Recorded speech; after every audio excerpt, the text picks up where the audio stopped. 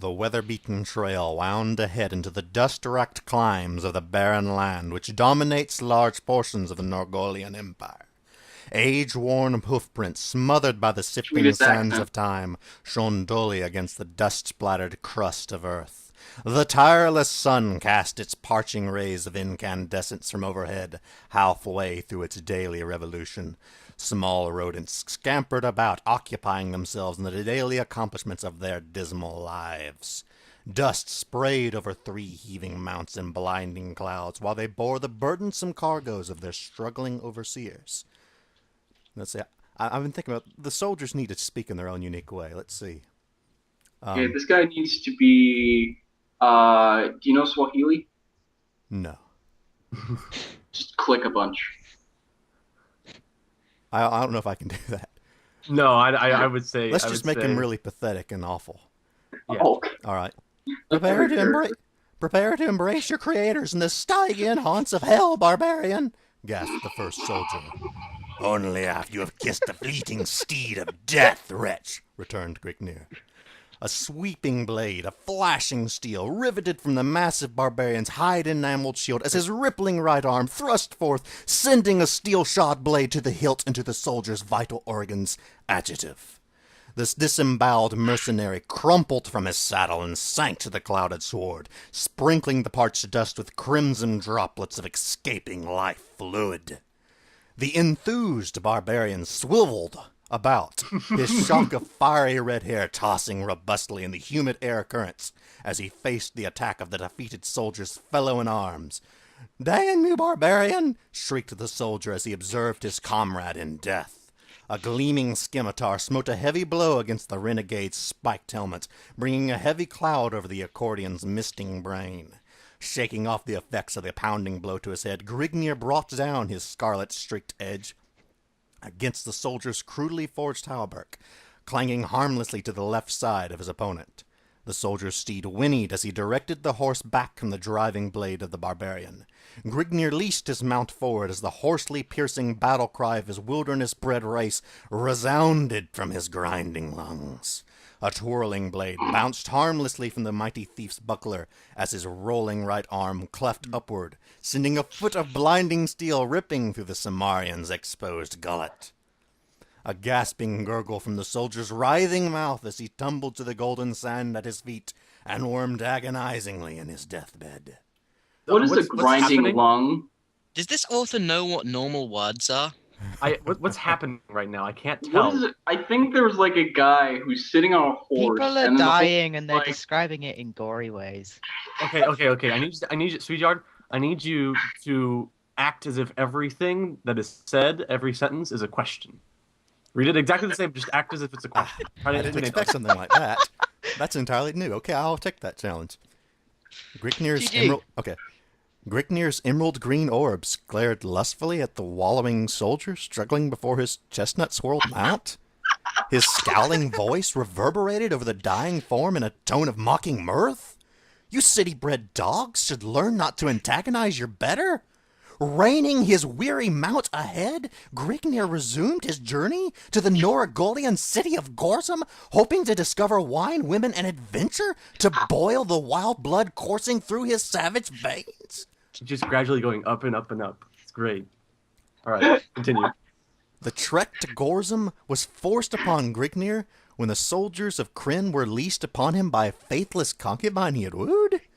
His scandalous activities throughout the Cimmerian city had unleashed throngs of havoc and uproar among its refined patricians, leading them to tack a heavy reward over his head. He had barely managed to escape through the back entrance of the inn he had been guzzling in as a squad of soldiers pounced on him. After spilling a spout of blood from the leader of the mercenaries as he dismembered one of the officer's arms, he retreated to his mount to make his way towards Gorzum, rumored to contain hoards of plunder, and many young wenches for any man who has the backbone to wrest them away. Okay, Speedyard. Okay. Oh. I need you to every single. Okay, the first word of a sentence and the last word of a sentence you need to say in Pig Latin. Okay. What? Holy shit, this thing is long. I don't know. How do you do Not Pig? long. How do you How do do you Pig do- Latin? Is it Uh, Garavan? take Garavan? the Rhyming first- A would be the first word of the second one. Rhyming A. It's just Yeah, first if it letter begins with a takes away vowel. from the end and is A. But like, say if it was something like Gorsum, you'd say Orzum Gay. Yeah, basically take Okay, the first, so it's first letter. and put it at Aravan the end. gay. Okay, Well, actually, if it begins with a vowel, you just put A on the end. Okay. Yeah. Yep. Aravan gay, after dusk and Gorsum, Grignir, with a little g, descended down a dismal alley, reining his horse before a beaten Navern-Tay. Avernte. No, Avernte. Avern-Tay. The red-haired, The Het-Tay. is not a Pig Latin word. Don't worry about the just gets ignored. That doesn't It's count. weird. Pig Latin. Though. Laughing at the external things does not count. Yeah. The red-haired giant strode into the dimly lit hostelry, reeking of foul odors and cheap wine. The air was heavy with choking Einway. fumes. Huh? You're forgetting it Einway. all. You Einway. gotta do the Pig Latin. It's Einway. Oh, I thought you had stopped doing that. No, No. still going. Het-Tay air was heavy with chalking fumes spewing from smoldering torches, encased within the dens, earthen packed, all's way. Abel's Tay were clustered with groups of drunken thieves and cutthroats tossing dice or making love to willing prostitutes pay. Yaying yay, a slender female crouched alone a nearby bench. Grignir advanced, wishing to wholesomely occupy his Imtay.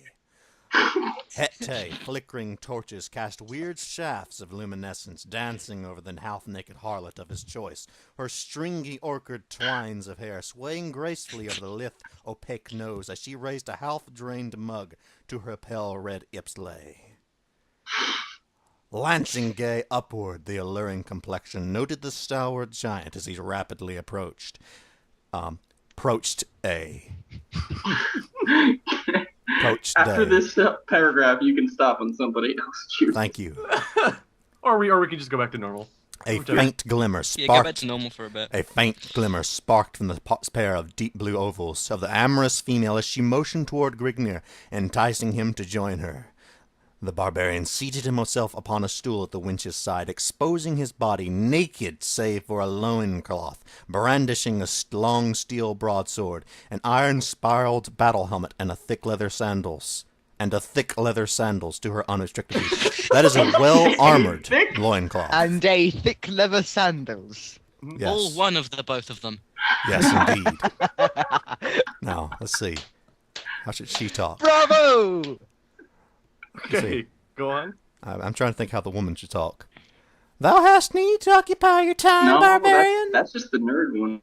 No, it's got a little bit of a western kind of accent to it. Have you ever watched Venture Brothers? Like No. a Georgia Peach sort of thing. I guess. Question the female. Have you ever watched Venture Only. Brothers? You need to do this voice. Thou hast need to occupy your time, barbarian. I'll try. Only if about something worth offering is within my reach, stated Grignir, as his hands crept to embrace the tempting female, who welcomed them with open willingness. From where do you come, barbarian? And by what are you called? Gasped the complying wrench. Solid Snake. I don't know. He's trying, don't worry. As Grignir smothered her lips with a blazing touch of his flaming mouth. The engrossed disgusting. titan ignored the queries of the inquisitive female, pulling her towards him and crushing her sagging nipples to his burning Ugh. chest. Okay. Without struggle, she gave in, winding her soft arms around the harshly bronzed hide of Grignir corded shoulder blades. As his calloused hands Recorded. caressed her firm, protruding busts. According You know, one's Um, Socrates, one's Okay, Aristotle. now I need you to read I need you to read everything as fast as you possibly can. You make love well wench, admitted Grinner as he reached for the vessel of potent wine his charge had been quaffing. A flying foot caught the mug Grinner had been taking hold of, sending its blood-red content sloshing over the flickering crescent, its licking tongues of bright red orange flame to the foot-trodden floor. Remove yourself, sir, all the winch belong to me, blabbed a drunk soldier. Too far consumed by the influences of viral blue to take note of the spirit size of his adversary. Grignir lethally landed for the start of the most lit up to an action for tossity, and eyes locked in a searing feral blaze towards the straying soldier. To hell with you, braggart, bled the injured accordion as he hit his finely boned broadsword. The staggering soldier clumsily reached toward the pommel of his dangling sword, but before his hands ever touched the oaken hilt, a silver flash was slicing into the air. The thews of the savage's lashing right arm bulged from the glistening bronze tide as his blade bit deeply into the soldier's neck, lopping off the confused head of his senseless tormentor. I don't know how long I could keep that up. With a nauseating thud, the severed oval toppled to the floor as the segregated torso of the Grignir's bovine antagonist swayed, then collapsed in a pool of swirled crimson. In confusion, the soldiers fellows confronted Grignir with a conceived clutchless, directing them toward the latter's scowling makeup. Okay, you can stop. Thank you. I can do this too, though. All right. The slut should have picked his quarry more carefully, roared the victor in a mocking baritone growl, as he wiped his dripping blade on the prostrate form and returned it to its scabbard. The fool should have shown more prudence, however you shall rule your actions while rotting in the pit, stated one of the sprawled soldier's comrades. Grignir's hand began to remove his blade from its leather housing, but retarded the motion in the face of the blade's waving before his face. Dismiss I'm your really sad when my motions become retarded. What? I'm really sad whenever my motions are retarded. It's a really weird way to phrase it. I don't know why you use the word retard. I mean, yes, It's it means perfectly slowed. cromulent. It makes sense, but anyway, go on. One might even say it Anybody is got something? confesticating. No? I got it. It's okay. Dismiss your hand from the hilt, barbarian, or you shall find a foot of steel sheathed in your gizzard. Grignir weighed his position, observing his plight, whereupon he took the soldier's advice as the only logical choice. To attempt to hack his way from his present predicament could only warrant certain death. He was of no mind to bring upon his own demise if an alternate path presented itself. The will to necessitate his life forced him to yield to the superior force in hopes of a moment of carelessness later upon the part of his captors in which he could effect a more plausible Of course they means wouldn't have cars of back escape. then. Then that means they were indeed quite carless, and his escape was guaranteed, doesn't it? You may steady your arms. I will go without a struggle. Your decision is a wise one, yet perhaps you would have been better off had you forced your death. The soldier's mouth wrinkled to a sadistic grin of knowing mirth as he prodded his prisoner on with his sword point. Are you going to, like, jump on the story or something? Because it's like you're fucking flirting with it. You mean the story itself? Or me? Yeah, have, like, your most flirtatious tone in your voice while reading the story. Okay. After an indiscriminate period of marching through slinking alleyways and dim moonlighted streets, the procession confronted a massive seraglio. The palace area was surrounded by an iron grating with a lush garden upon all sides. The group was admitted through the gilded gateway My in Greek. God. Near was led along a stone pathway, bordered by plush vegetation lustfully enhanced by the moon's shimmering rays. Upon reaching the palace, the group was granted entrance, and after several minutes of explanation, led through several winding corridors to a richly shaped chamber. Confronting the group was a short, stocky man seated upon a golden throne. Tapestries of richly draped regal blue silk covered all the walls of the chamber, while the steps leading to the throne were plated with sparkling white ivory. The man upon the throne had a naked wench seated at each of his arms, and a trusted advisor seated in back of him. At each corner of the chamber, gorged at attention, with upright-sized pikes supported in their hands, golden chainmail, adorning their torsos, and barred helmets, emitting scarlet plumes and shrouding their heads. The man rose from his throne to the dais surrounding it. His plush turquoise robe dangled loosely from his chunky frame. Now then, You can stop with that. lots of dialogue in this part, so we're going to switch different characters. All Oh right. boy. Can you do Marty McFly for one of them? I don't know. I was actually thinking of trying to do Marty McFly. Let's see. Marty McFly and Doc Brown. Let's see. All right. The narrator voice. The soldiers surrounding Grignir fell to their knees with heads bowed to the stone masonry of the floor, in fearful dignity their sovereign liege. Let's see. Hey, explain the purpose of this intrusion upon my chateau. Let's see. Your serenity, resplendent in noble grandeur, we have brought this yokel before you, the soldier gestured toward Grignir, for the redress, or your all-knowing wisdom, in judgment regarding his fate. It's wisdom. Wisdom and judgment regarding his fate. Let's see. Down on your knees, loud, and pay proper homage to your sovereign, commanded the pudgy noble of Grignir. By the surly beard of Mrithric, Grignir meals to no man, scowled the massive barbarian.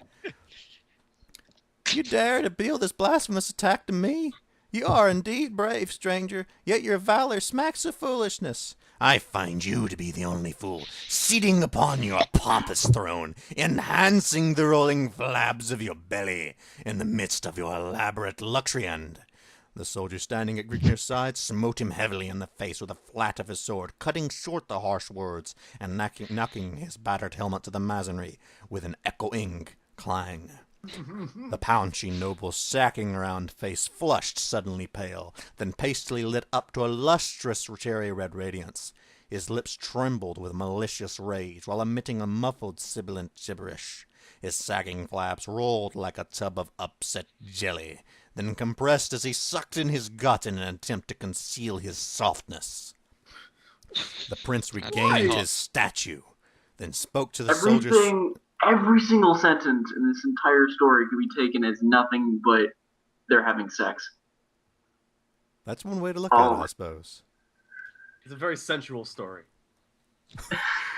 I think it's just way too many adjectives. I'm just taking this as an opportunity to look up every other word Speedyard says in a dictionary. I'm learning so much. Surly beard of Nurk. Anyway, go on. The prince. What the hell does paunchy mean? Like fat. Succinct and paunchy. The prince regained his statue, then spoke to the soldiers surrounding Having Grignir. a large belly. Indeed, his face conforming to an ugly expression of sadistic humor. Take this uncouth heathen to the vault of misery, and be sure that his agonies are long and drawn out before death can release him. As you wish, sire, your command shall be heeded immediately, answered the soldier to the right of Grignir, as he stared into the barbarian's seemingly unaffected face. The advisor, seated in the back of the noble, slowly rose and advanced to the side of his master, motioning the wenches seated at his sides to remove themselves. See, the wenches moved. They're now with the advisor now. Yeah. He lowered his head and whispered to the noble, Eminence, the punishment you have decreed will cause much misery to this scum, yet it will last only a short time, then release him to a land beyond the sufferings of the human body. Why not mellow him in one of your subterranean vaults for a few days, then send him to life labor in one of your buried mines? Okay, every time that you read the, you have to scream it. Okay. To one such as he, a life spent in the confinement of the Stygian pits will be an infinitely more appropriate and lasting torture. He missed that, quotation mark, so I didn't know the man was talking right there. The noble cupped his drooping double chin and the folds of his brimming palm, meditating for a moment upon the rationality of the counselor's words, then raised his shaggy brown eyebrows and turned toward the advisor, eyes aglow. As always, Agathand, you speak with great wisdom. Your words ring of great knowledge concerning the nature of one such as he, saith the king. The noble turned toward the prisoner with a noticeable shimmer reflecting in his frog-like eyes, and his lips contorting to a greasy grin. I have decided to void my previous decree. The prisoner shall be removed to one of the palace's underground vaults. There he shall stay until I have decided that he has sufficiently simmered, whereupon he is to be allowed to spend the remainder of his days at labor in one of my mines. Okay. Christian Bale, Batman voice. Oh, that works too. Let's see. I did Batman sort of voice. Wow. once. All right. Upon hearing this, Grignir realized that his fate would be far less merciful than death to one such as he. who is used to roaming the countryside at will. A life of confinement would be more than his body and mind could stand up to. This type of life would be immeasurably worse than death. Is he reading this as a bedtime story to Robin? That makes sense, doesn't it? Sounds like it. I shall never understand the ways of your twisted civilization. I simply defend my honor and am condemned to life confinement by a pig who sits on his royal butt wooing whores and knows nothing of the affairs of the land he imagines to rule. Lectures Grignir? Enough of this. Away with the slut before I lose my control. Seeing the peril of his position, Grignir searched for an opening. Crushing Prudence to the sword, he plowed into the soldier at his left arm, taking hold of his sword and bounding to the dais supporting the prince before the startled guards could regain their composure. Yes? Sward. Sword. I'm guessing Sward. it's a word. It's a word somehow, I'm Crushing sure. Prudence to I'm the sorry, sward. the W is silent. It's Sard. Define sward. Google. Okay, hang on. An expanse of short grass. Okay. Okay, then. Agafund. See, the reason I'm not talking so much is that I really am trying to quickly punch all this shit in while he's going. All right, let's see. I want to see if I can pull this off. All right. Agafan leaped Grignir on his side, but found a sword blade permeating the length of his ribs before he could loose his weapon. The counselor slumped to his knees as Grignir slit his crimson blade from Agafan's ribcage. The fat prince stood undulating. Oh, wait, I need to read this one very well. Let's see. Okay. The fat prince stood The fat prince stood undulating in insurmountable fear before the edge of the fiery maned comet, his flabs of jellied blubber pulsating to and fro in ripples of flowing terror. Where is your wisdom and power now, Majesty? Growled Grignir. Majesty. The prince went rigid as Grignir discerned him glazing over his shoulder. He slived to note the cause of the noble's attention, raised his sword over his head, and prepared to leash a vicious downward cleft, but fell short as the haft of a steel-rimmed pike clashed against his unguarded skull. Then blackness and solitude, silence enshrouding and ever peaceful, reigned supreme. Before me, sirrah, before me as always, ha ha ha ha ha ha, nobly cackled. Okay, someone has to go with something. I've got something actually. I do. At the end of every sentence, I want you to say, like, seriously. Depending on, you can intonate it however you like, just depending on, whatever fits with the sentence. Just say, like, seriously at the end of each sentence. Like seriously? Or Yes, seriously? Like, seriously. Consciousness returned to Grignir in stigmatic pools as his mind gradually cleared of the cobwebs cluttering its inner recesses. Yet the Stygian cloud of charcoal ebony remained, like seriously, an incompatible shield of blackness enhanced by the bleak absence of sound, like seriously. Grignir's muddled brain reeled from the shock of the blow he had received to the base of his skull, like seriously. The events leading to his predicament were slow to filter back to him, like seriously. He dickered with the notion that he was dead and descended or sunk, however it may be, to the shadowed land beyond the aperture of the grave, but rejected this hypothesis when his memory sifted back within his grasp, like seriously. This was not the land of the dead, it was something infinitely more precarious than anything the grave could offer, like seriously. Death promised an infinity of peace, not the finite misery of an inactive life of confined torture, forever concealed from the life-bearing shafts of the beloved rising sun, like seriously.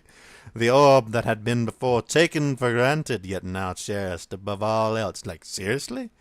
To be forever refused further glimpses of the snow-capped summits of the land of his birth, never again to witness the thrill of the plundering unexplored lands beyond the crest of a bleeding horizon, and perhaps worst of all, the denial to ever again encompass the lustful excitement of caressing the naked curves of the body of a trim young wench, like seriously.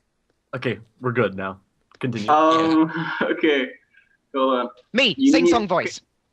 This Oh, was God. indeed one of the buried chasms of hell, concealed within the inner depths of the palace's interior. A fearful ebony chamber dies drive the drinks of man's sanity, the minds of the unfortunately condemned.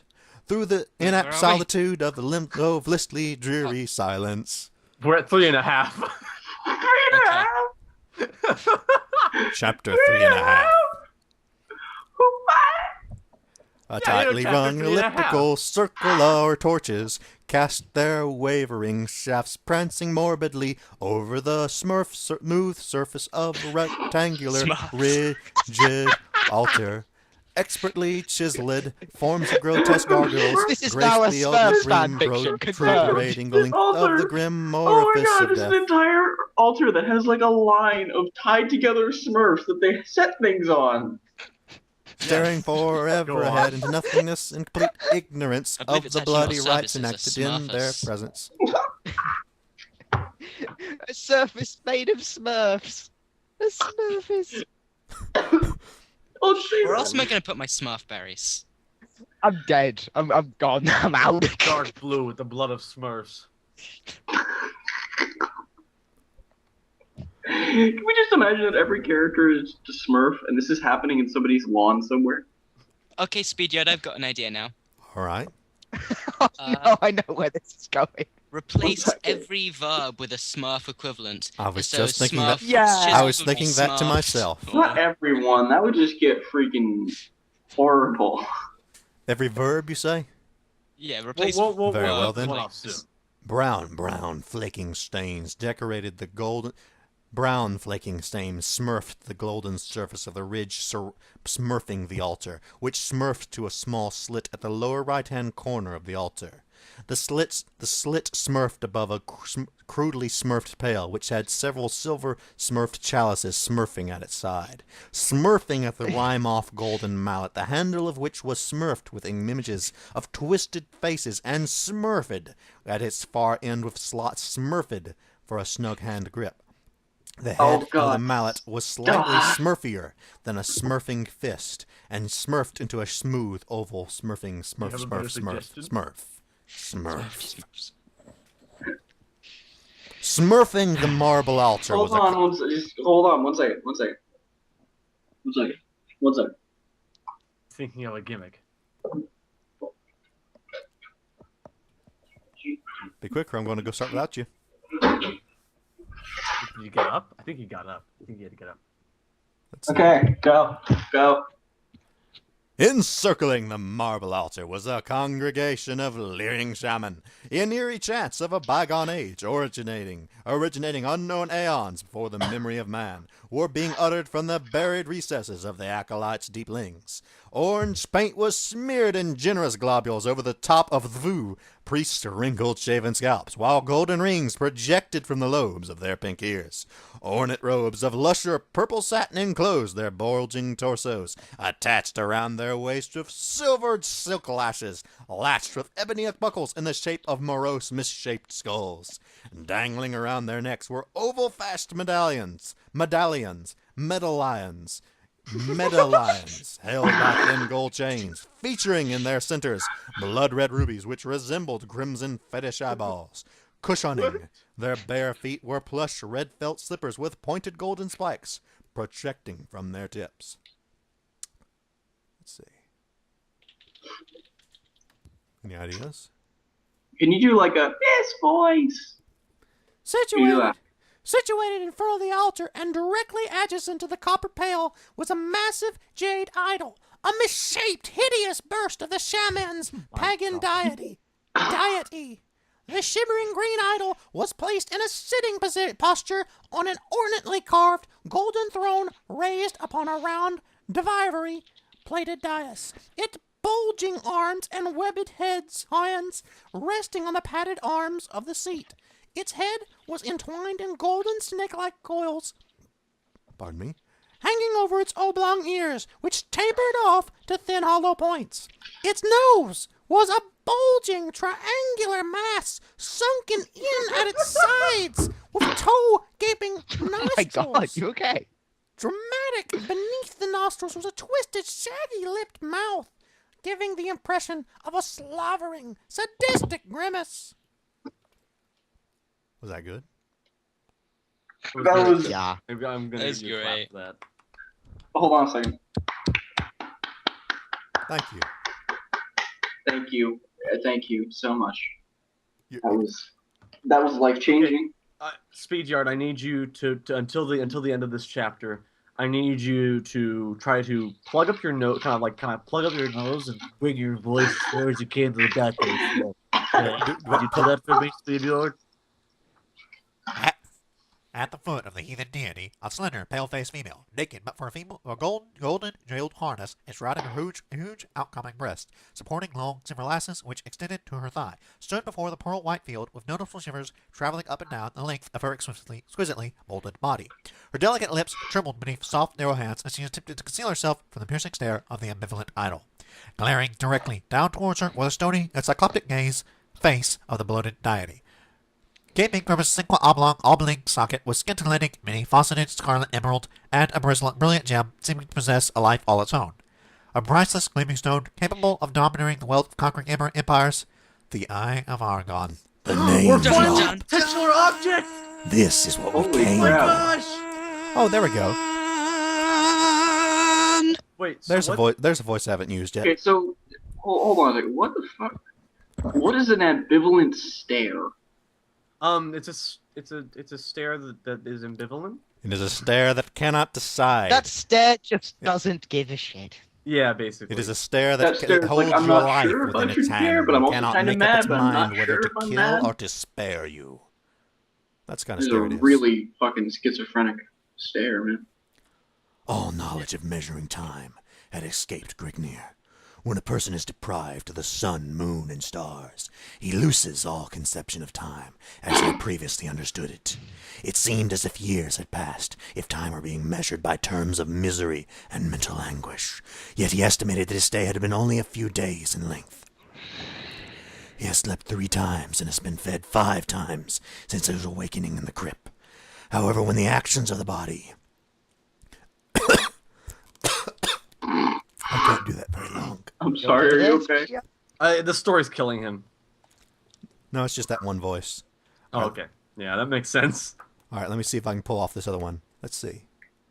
Da-da-da-da-da. Okay. The need. I'm trying to. The It's not coming out right. You need to do it 5 other times.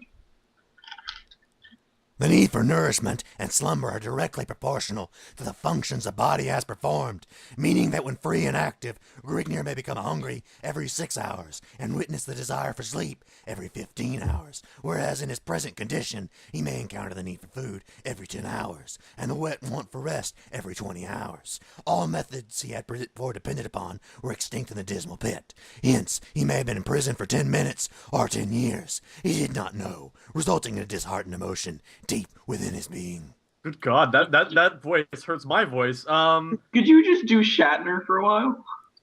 I was. Yes. Was I?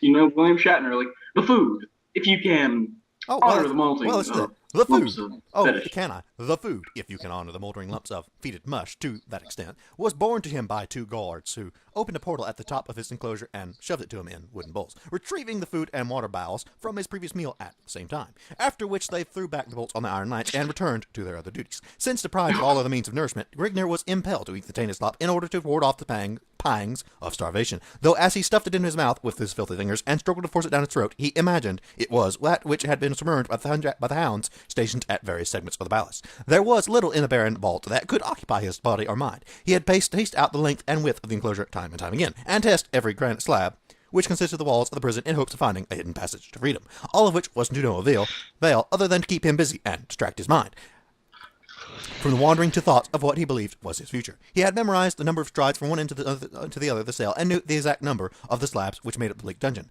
Numerous schemes You were... have any peanut butter? Peanut butter? Yeah. Well, not on me. Just put a bunch of peanut butter in your mouth and talk with it. New schemes were introduced and alternately discarded, in turn as they succored Rebellion, diluting the escape which turned to the slightest chance of success. Angus continued to note as his means of occupation without here exhausted. So the rules will soon, he was louder than much later as he detected a faint sucking sound at the end of the other hand. The sound seemed to be caused as something came to shake away as a gun hit rocks before it included his dog. The sound crashing as something like a wondrous car. Gliggling after the closest way, she uttered a thought. She left away healing a little longer than the other. And I didn't at all. A loud hissing feeler, and the snapping was long for the sea. The dilated from the floor to the other hinge. Grignir threw his hands up to shield his face and flung himself backwards upon his buttocks. Why? A fuzzy form bounded to his hairy chest, I'm dying. baring its I'm talons dying. and its flesh while gnashing toward his throat with its grinding white teeth, its sour, fated breath, scorching the squirming without a U barbarian's dilating nostrils. Skimming. Grignir grappled with the lashing flexor muscles of the repugnant body of a gargantuan brown-hided rat, striving to hold its razor teeth from his juicy jugular as his beady gray organs of sight glazed into the flaring emeralds of its prey. All right. I need you to treat this as if you're a teacher and you're instructing a class. Taking hold of the rodent around its lean, growling stomach, with both hands, Grignir pried it from his crimson-rent breast, removing small patches of flayed flesh from his chest in the motion between the squalid black claws of the starving beast. Holding the rodent at arm's length, he cupped his right hand over its frothing face. Pay attention. There will be notes. There will be a test. Contracting, notice that there's an A missing here. Don't do that.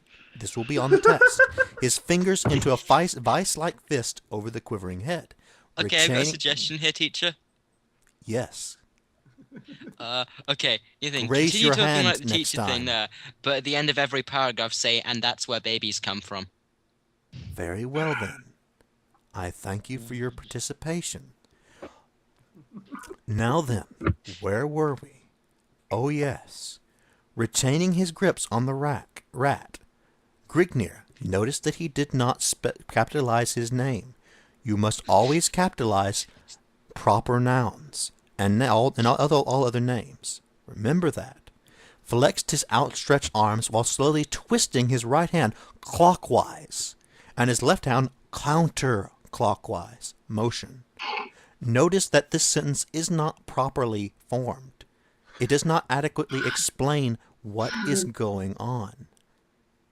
The rodent let out a tortured squall. Notice that this is a poor choice of words, since rodents are not typically something you would think of as squalling.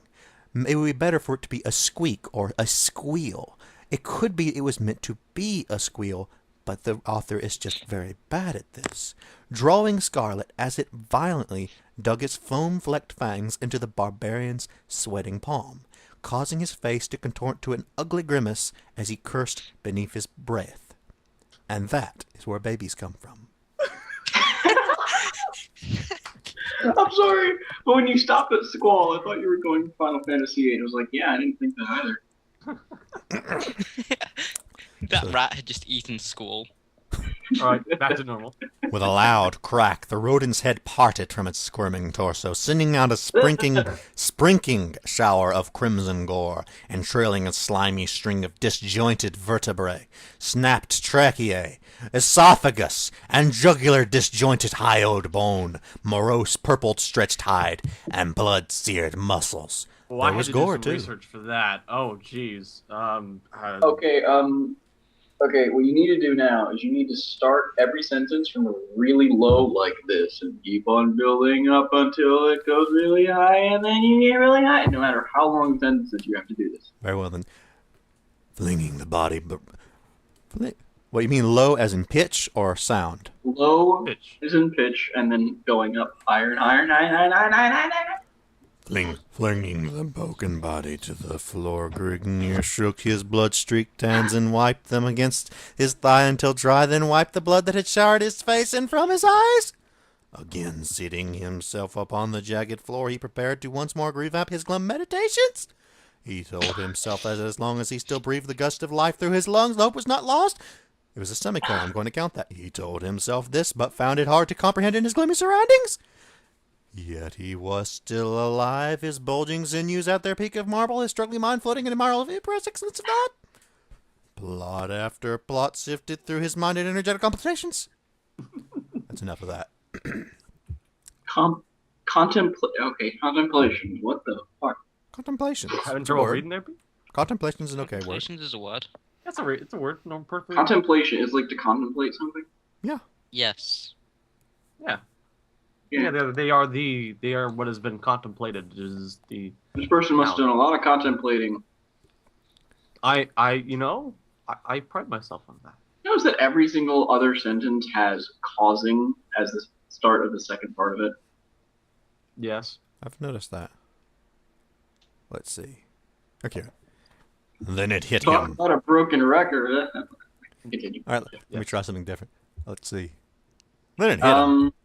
Then it hit him. Minutes may have passed in silent thought or days. He could not tell, but he stumbled at last upon a plan that he considered as holding a slight margin of plausibility. He might die in the attempt, but he knew he would not submit without a final bloody struggle. It was not a foolproof plan, but it built up a store of renewed vortex energy in his overwrought soul. Though he might perish in the execution of the escape, he would still be escaping the life of infinite torture in store for him. Either way, he would still cheat the gloating prince of the succored revenge his sadistic mind craved so dearly. The guards who Okay, would soon... I got. Yeah, Okay, pretend there are no periods. I can do that.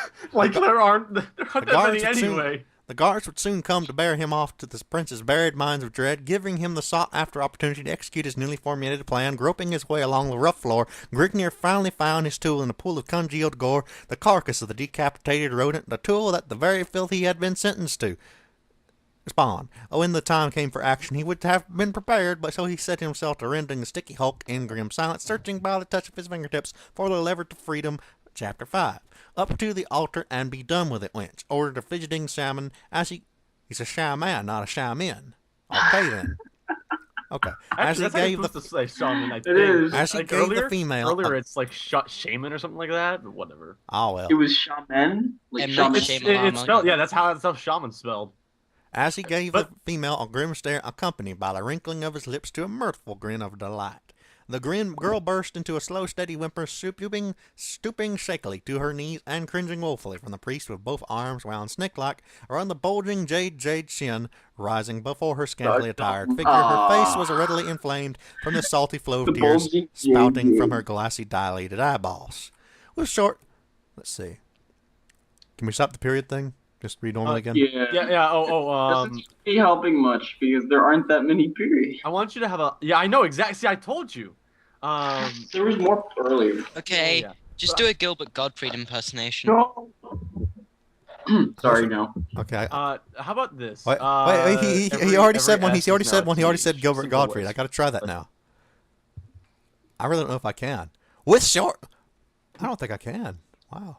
With short. I can. Yeah, I Short, can. heavy football. With short, heavy footballs. You know, Short, heavy footfalls, the priest approach the female, his piercing stare never wavering. The main rule here is just S equals TH. Just follow that rule and you'll be good. The Thor heavy footfall. You don't need the rest of the Okay, stuff. okay, You just okay. need the TH with short, heavy football. Okay. With Completely heavy- normal otherwise. In fact, I encourage you to make it completely normal otherwise. Just make sure that the S's are THs. With Not when they're shifts, though. That doesn't count. With thort heavy footfalls, the priest approached the female, his piercing stare never wavering from her quivering young countenance. Halting before the terrified girl, he projected his arm outward and motioned her to arise with an upward movement of his hand. The girl's whimpering increased slightly, and she thunk closer to the floor rather than arising. The flickering torches outlined her trim build with a weird ornate glow as it cast a ghostly shadow dancing a hard wave of splendor over smoothly worn whiteness of the marble-hewn altar. All right, you're good. Keep going as normal. I'm sorry. A ghostly shadow. A ghostly shadow. Ghostly shadow. The shadow knows. Alright, I'm ghostly Keep flat. going. Let's see. The shaman's lips. Let's do Obama. The shaman's lips curled back farther, exposing a set of blackened, decaying molars, which transformed his slovenly grin into a wide, greasy arc of sadistic mirth, You and need to make alternately long pauses, like really long pauses. Interposed into the female a strong sensation of stomach-curdling nausea. Have it as you will, female, gloated the enhanced priest as he bent over at the waist, projecting his ape-like arms forward, and clasped the female's slender arms with his hairy round fists. With an inward surge of his biceps, he harshly jerked the trembling girl to her feet, and smothered her salty wet cheeks with the moldy touch of his decrepit, dull red lips. Okay, so now at your own discretion, you have to take a random word and just the last syllable in it, you just have to, like, hold on. Like, if you say vile, you say vile. I can do that. The vile And then stench. The vile stench of the shaman's hot, fetid breath overcame the nauseated female with a deep, soul-searing sickness, causing her to wrench her head backwards and regurgitate a slimy, orange-white stream of swelling gore over the richly woven purple robe of the enthused acolyte. The priest's lips trembled with a malicious rage as he removed his calloused paws from the girl's arms and replaced them with tightly around her undulating neck, shaking her violently to and fro. Okay, I want you to pretend that you're a snake. More S's stuff. I want you to now. The girl gasped. You are now Speedyard. The girl gasped a tortured groan from her clamped lungs, her sea blue eyes bulging from damp sockets. Cocking her right foot backwards, she leashed it desperately outwards with the strength of a demon possessed, lodging her sandaled foot squarely between the shaman's testicles. Go on, okay, That continue was, as the most normal. that was the most over-top way of saying she kicked the man in the nuts I've ever seen. Okay, continue as normal. Squarely between the shaman's testicles. That's a nice shot, really. Like, you really got some good accuracy for that. You know, I'm gonna rewrite rolled this all whole thing to be sixes. succinct and punchy. Succinct and paunchy. Well, she didn't just kick him in the I'm nuts. gonna She rewrite kicked this him whole bet- thing to be succinct and punchy. She kicked him between the nuts. See, there's a difference. Did she, like, manage The to wrestle them in between her feet? And then she kicked the shaman in the balls with her right foot. I really doubt he thought out the mechanics of this very much. So, continue. Getting kicked in the balls is something no one should be used to. Okay, Greg how was about a you're zombie. constantly in fear when you're reading? Like, you're reading as if someone's Get going to kill you. between testicles. The startled priest Very released small his foot. crushing grip, gripping his body over at the waist, overlooking his recessed belly, wide open and deep chasm. His face flushed to a red shade of crimson, eyelids fluttering wide with eyeballs protruding blindly outward from their sockets to their outmost perimeters, while his lips quivered wildly about allowing an agonized wallow to gust forth as his breath billowed from his burning lungs. That was the, all the terror This just is burning fucking right out of the gold. guy. His hands reached out, clutching his urinary gland, as his knees wobbled rapidly about for a few seconds and buckled, causing the It's like, ruptured oh, my shaman to urinary. collapse in an egg-cuddled mass to the granite pavement, rolling helplessly about in his agony. Ah, my duodenum. Wait, we just had a paragraph dedicated to her kicking him in the nuts, and then another paragraph dedicated to him reacting to her kicking him in the nuts? Yes. And him managing to Oh, wait, hold on. That's- I'm sorry. There's That's another paragraph writing. about his reaction to her kicking him in the nuts. We're not done with this yet. Let's go on. This is the opposite of succinct and punchy. I hate it. Can you do like a really monotone voice the entire time? The pathetic screeches of the shaman groveling in dejected misery upon the hand-hewn granite-laid pavement, worn smooth by countless hours of arduous sweat and toil, a welter of ichor oozing through his clenched hands, attracting the perturbed attention of his comrades from the fated ululations. The actions of this rebellious wench bespoke the credence of an unheard sacrilege. Never before in a lost maze of untold aeons had a chosen one dared to demonstrate such blasphemy in the face of the cult's idolic deity. The girl cowered in unreasoning terror, helpless in the face of the Nobody dared kick a man in the ball. Such blasphemy. It is indeed blasphemous. Yeah, well, I mean, she's kicking a shaman in the balls. Like, Okay, seriously? succinct and punchy version. Girl kicks shaman in the balls with her right foot. Shaman was a bit shocked at this. Voted elations. Yes. Voted elations. Actually, feated. It's feated. The girl It's just cowered in this. unreasoning terror, helpless in the face of the emblazoned acolyte's rage.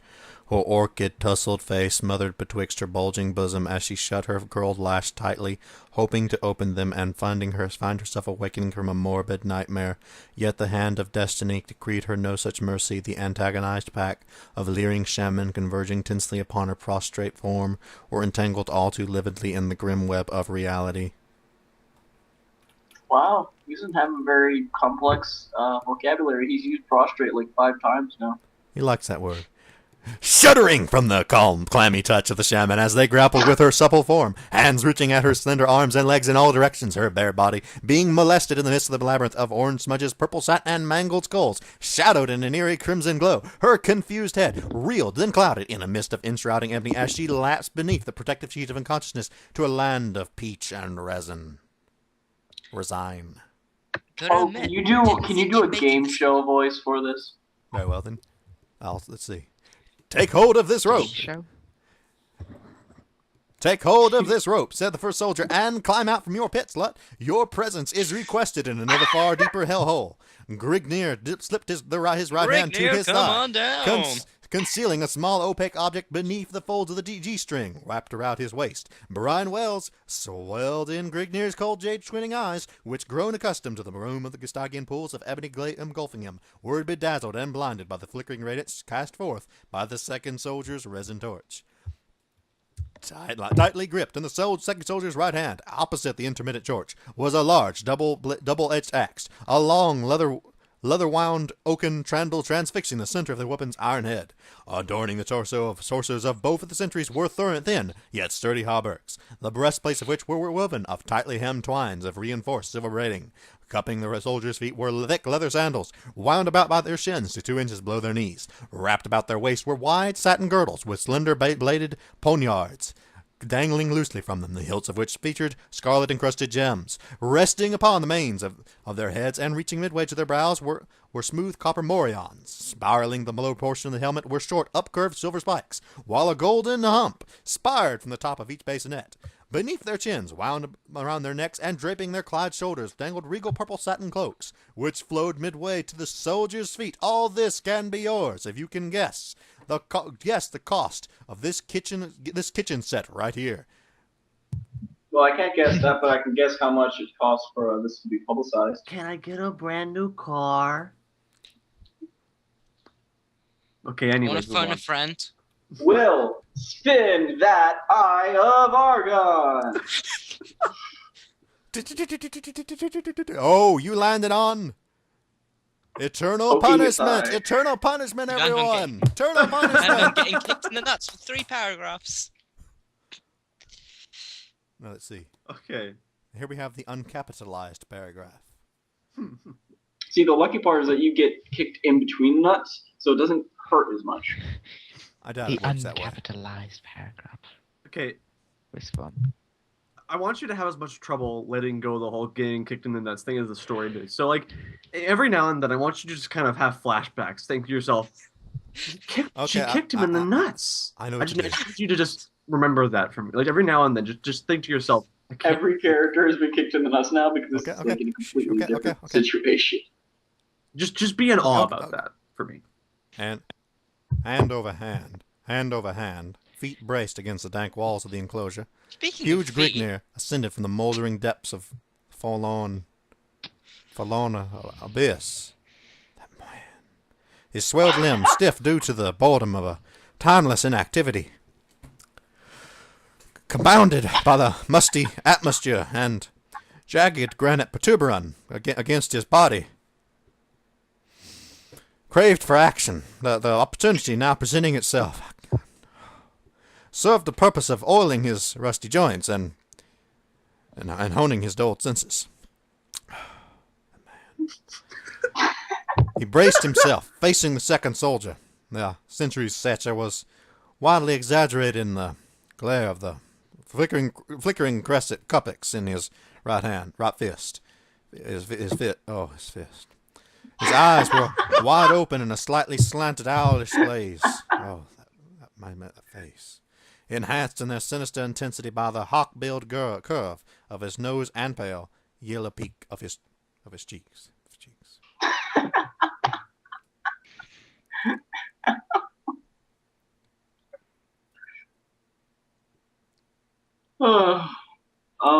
Anybody got anything?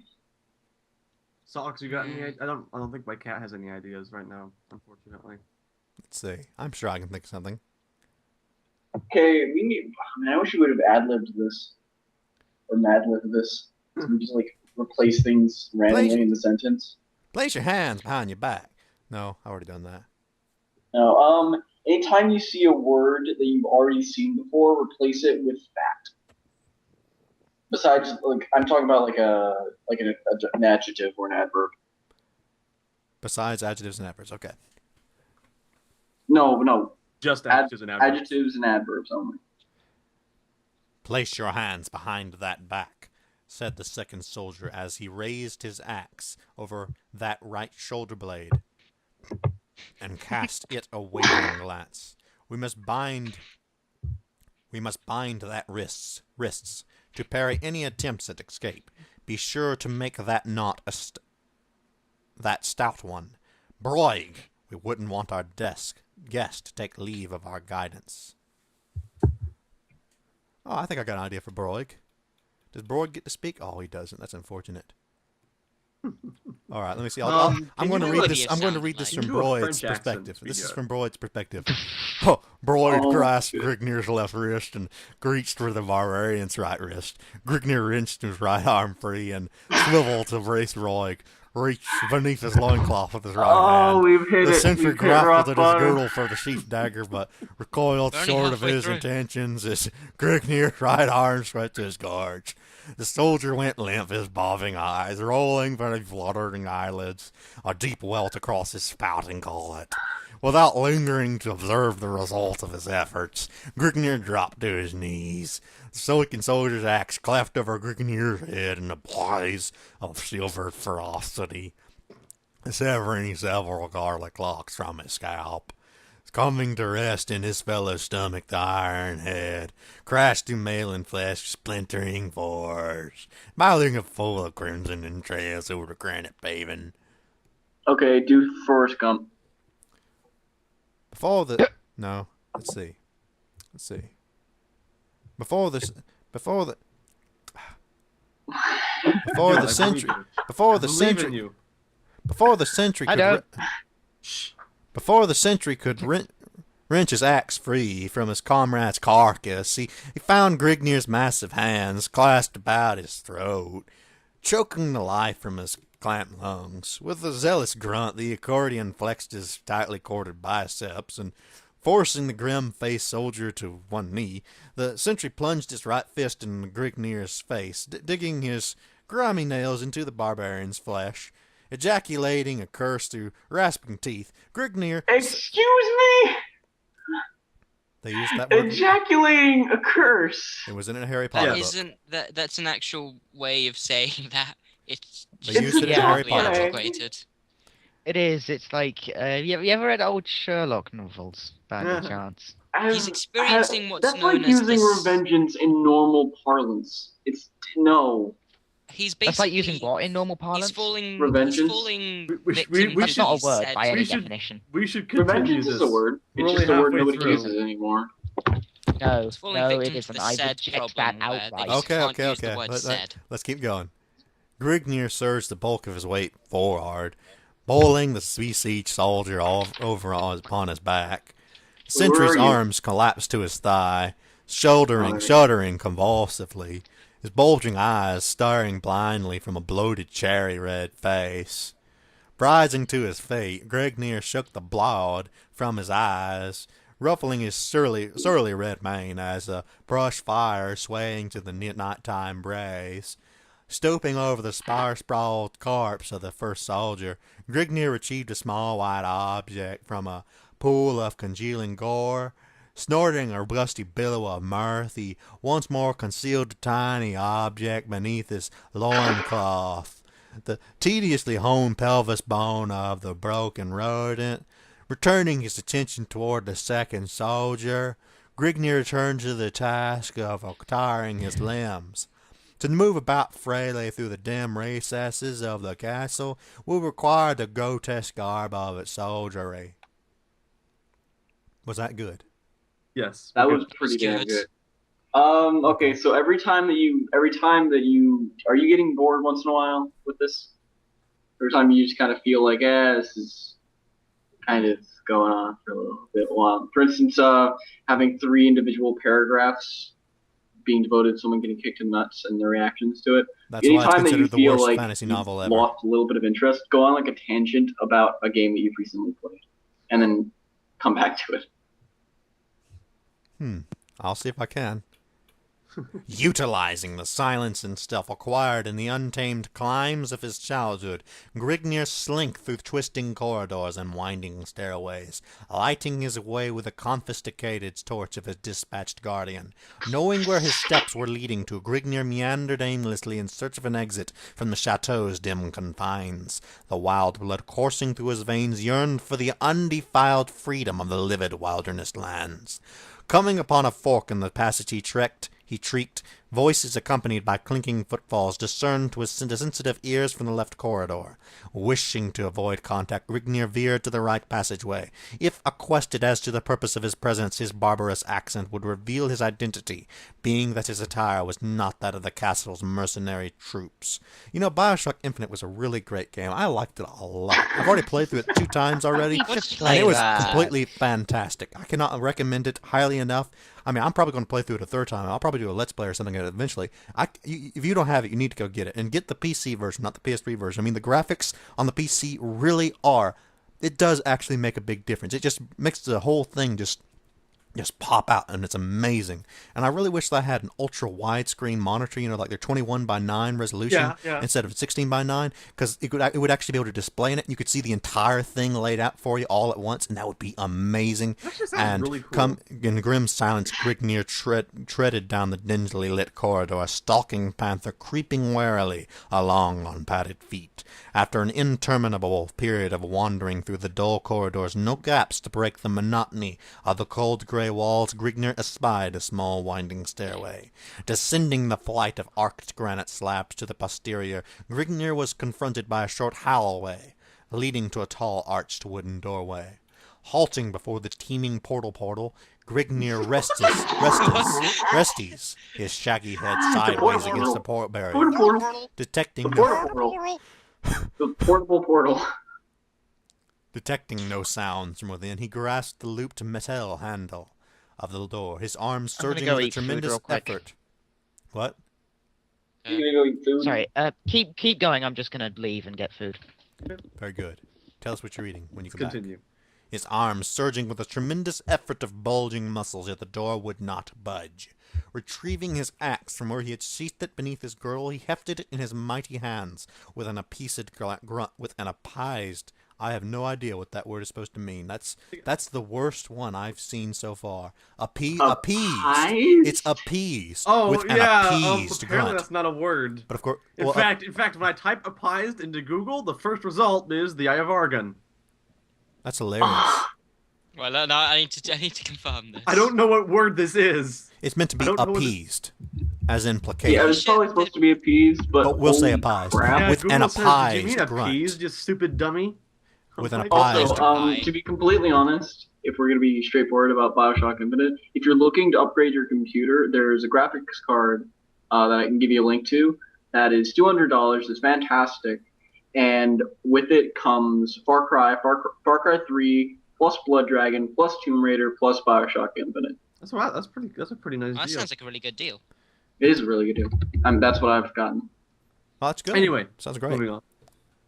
With an Yeah, apprised grunt and wedging one of its blackened edges into the crack between the portal and its iron-rimed sill, bracing his sandaled right foot. I guess it's right. Sandaled right foot against a ruggedly hewn wall, teeth tightly clenched. Grignir apple-levered the oaken haft, employing it as a lever whereby to pry open the barrier. You know, I got Deus Ex for $5 on Steam, and I was very impressed with it. The new one. I mean, it's actually quite good. I really like that they made it such an effort to implement the stealth gameplay. I really enjoyed that. I think it was pretty good. The leather-wound hilt bending to its utmost limits of endurance. The massive portal swung open with a grating of snapped latch and rusty iron hinges. Lancing about the dust-swirled room in the gloomily dancing glare of his flickering cresset, Grignir eyed evidences of the enclosure being nothing more than a forgotten storeroom. Miscellaneous articles required for the maintenance of a castle were piled in disorganized heaps at infrequent intervals toward the wall opposite the barbarian's piercing stare. Utilizing long, bounding strides, Grignir paced his way over to the mounds of supplies to discover if any articles of value were contained within their midst. Okay, do you know how to do a sort of surfer dude voice? Detecting a faint clicking sound, Grignir sprawled at his left side with the speed of a striking cobra, landing harshly upon his back, torch and axe loudly clattering to the You also floor. do. To the floor in a morass of sparks and flame. An elm-woven board leaped from collapsed flooring, clashing over the jagged flooring and spewing a shower of orange and yellow sparks over Grignir's startled face. Rising uneasily to his feet, the self-stunned accordion glared down at the gruesome arm of death he had unwittingly sprung. Horrific, if not for his keen auditory organs and lightning steeled reflexes, Grignir would have been groping through the shadowed hell pits of the Grim Reaper. He had unknowingly stumbled upon an ancient, long-forgotten booby trap, a mistake which would have asserted... That's not the way I meant that. A mistake which would have asserted the perusal longevity of one less agile. A function of mechanism similar in type to that of the miniature catapult was concealed beneath two collapsible sections of granite flooring. The arm of the device was 40 feet long, boasting razor-like cleats at regular intervals along its face with which it was to skewer the luckless body of its would-be victim. Grignir has stepped upon a concealed catch, which were laced a small metal latch beneath the two granite sections, causing it to fall inward, and thereby lose the spiked arm of death that precariously held in. I think you kind of switched it up a little bit in the second paragraph, but you're good for now. I think I did too. It was nice. It was fun. We're almost done. Keep going. Hope my voice can hold out. Let me take a sip of my tea. Oh, good idea. What kind of tea is it? I think it's Lipton, I think. Like ordinary black tea. I should probably get some lemon tea at that when I try to do a reading, because it's going to be a long reading, and I'm going to need my voice for as long as possible. What? I'm just gonna go pour myself a glass of water quickly. Bad Harry Potter fanfic. Dun, dun, dun. Yeah, same here. No, I'm reading one too, Junpei. You know what would be the best I'm thing? doing my Is it My Immortal? No, it's not. You know what would be a great idea? By the way, My Immortal is not a fanfic of Harry Potter. It's a fanfic. What were you saying, Speedyard? What a great idea would be for us to find one, and each person reads a different character. I'd do the narrator or something, and It's gotta be like a really bad parody version of Beowulf. I'd love to do that. that'd be great. I've got some fanfics that might work, but I don't know. Anyhow, A play would be fantastic. Actually, there's some Can we plays that are just funny. What? Mr. Rob? Les Miserables? Yeah. What about it? We do that? That's an opera, BFC. You don't want to do that though? An opera is pretty much the same thing. You don't know how to do an opera voice? I know how. It doesn't. You have to be able to sing, though. More than just doing an opera. You're saying I can't sing though? I'm not saying that, BFC. Are you saying you can't sing? Because you're just No, BFC. I'm not saying that either. Just... Okay. How about a Speedy Gonzales voice? Okay, good luck. Partially out of curiosity and partially out of an inordinate fear of becoming a pincushion for a possible second trap, Grignir plunged his torch into the exposed gap in the floor. The floor of a second chamber stood out 7 feet below the glare. Tossing his torch to the aperture, Grignir grasped the side of an adjoining tile, dropping down. Glancing about the room... Huh? Andale, andale! Glancing about the room, Grignir discovered that he had descended into the palace's mausoleum. Rectangular stone crypts cluttered the floor at evenly paced intervals. The tops of the enclosures were plated with thick layers of virgin gold, while the sides were plated with white ivory, at one time sparkling, but now grown dingy through the passage of the rays of all-encompassing Mother Time. Featuring at the head of each sarcophagus in tarnished silver was an expansively carved likeness of its rotting inhabitant. Can you do? I'm gonna feel bad if you guys don't like this, but Napoleon Dynamite. I've never seen that movie. I have no idea what he sounds Yeah, like. me Never neither. seen Napoleon Dynamite. Just give me a rough idea how he talks. What I are you haven't doing either. with your I'm life? back, by the way. What are you doing with your life? Not watching a terrible movie. I know, seriously. I don't know. Do you know Italian? Do some Gucci Italian. Nah. We're doing Fonzie. Italian lobster sort of thing. Fonzie. You Hey, a know, dingy You'll be atmosphere, sleeping with dingy fish. atmosphere, You guys pervaded are like the a air of the Guido. chamber, which sealed in the enclosure for an unknown period, and adjoined thick and stale. Intermingling with the colder currents was the repugnant stench of a slowly mouldering flesh, creeping ever slowly but surely through minute cracks in the numerous vaults. Due to the embalming of the bodies, their flesh decayed at a much slower rate than is normal, yet the nauseous odor was nonetheless repellent. Okay, now it sounds like you're doing. Now it sounds like you're doing a Middle Eastern accent. Like, Really? I didn't get that. I'm not sure. okay, I'm not you sure know, if I would get like Malkovich. No, Russian. Sorry. Like, Malkovich. Like Malkovich gaming TV show. It sounds like he was doing that sort of thing. that stupid thing. Do you know how to get in mode for Sean Connery? Towering Pancakes. over. No, I don't know if I can, Just but say pancakes. pancakes. See, you're right there. Boom, in, go. Towering over. No, I'm joking. If you can't do it, then whatever. Oh, I can't do it. Continue as normal for now. We'll think. Yes, we'll find something. Towering over Grignir's head was the trap he released. The mechanism, the miniaturized catapult, was cluttered with mildew and cobwebs. Notwithstanding these relics of antiquity, its efficiency remained unimpinged. To the right of the trap wound a short stairway through a recess in the ceiling, a concealed entrance leading to the mausoleum, for which the catapult had obviously been erected as a silent, relentless guardian. Climbing up the side of the device, Grignir set to the task of resetting its mechanism. In the event that a search was organized, it would prove well to leave no evidence of his presence open to wandering eyes. Besides, it might even serve to dwindle the size of an opposing force. Descending from his perch, Grignir was startled to find by a faintly muffled scream of horrified desperation. His hair prickled yonkishly in disorganized clumps along his scalp, as a cold danced along the length of his spinal cord. No mortal barrier, human or otherwise, was capable of arousing the numbing sensation of fear inside of Grignir's smoldering soul, except for the prospect of being, in prison for the rest of his life like early in the story. However, he was overrun by the forces of the barbarian's instinctive fear of the supernatural. His mighty thews had always served to adequately conquer any tangible foe, but the intangible was something distant and terrible. Dim, horrifying tales passed by word of mouth over glimmering campfires and skins of wine had more than once served the purpose of chilling the marrowed core of his sturdy-limbed bones. First off, what is going on? And second off, Do Valley Girl. You know the Do Valley Girl.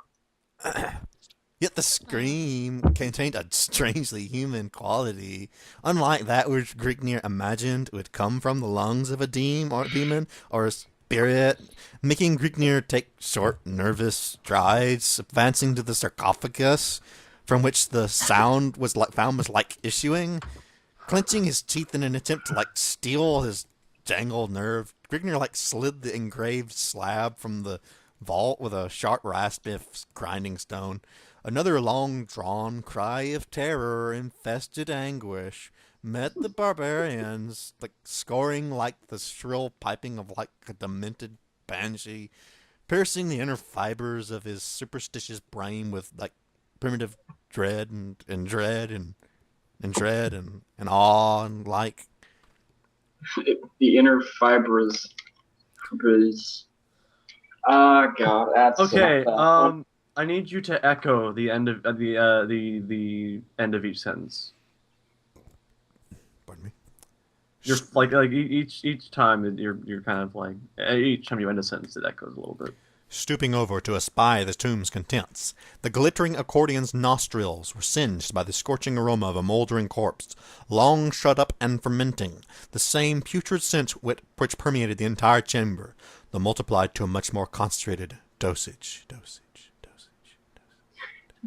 The shriveled, leathery packet of crumbling bones and dried, flacking flesh offered no resistance but remained in a fixed position of perpetual vigilance, watching over its dim abode from hollowed, gaping sockets.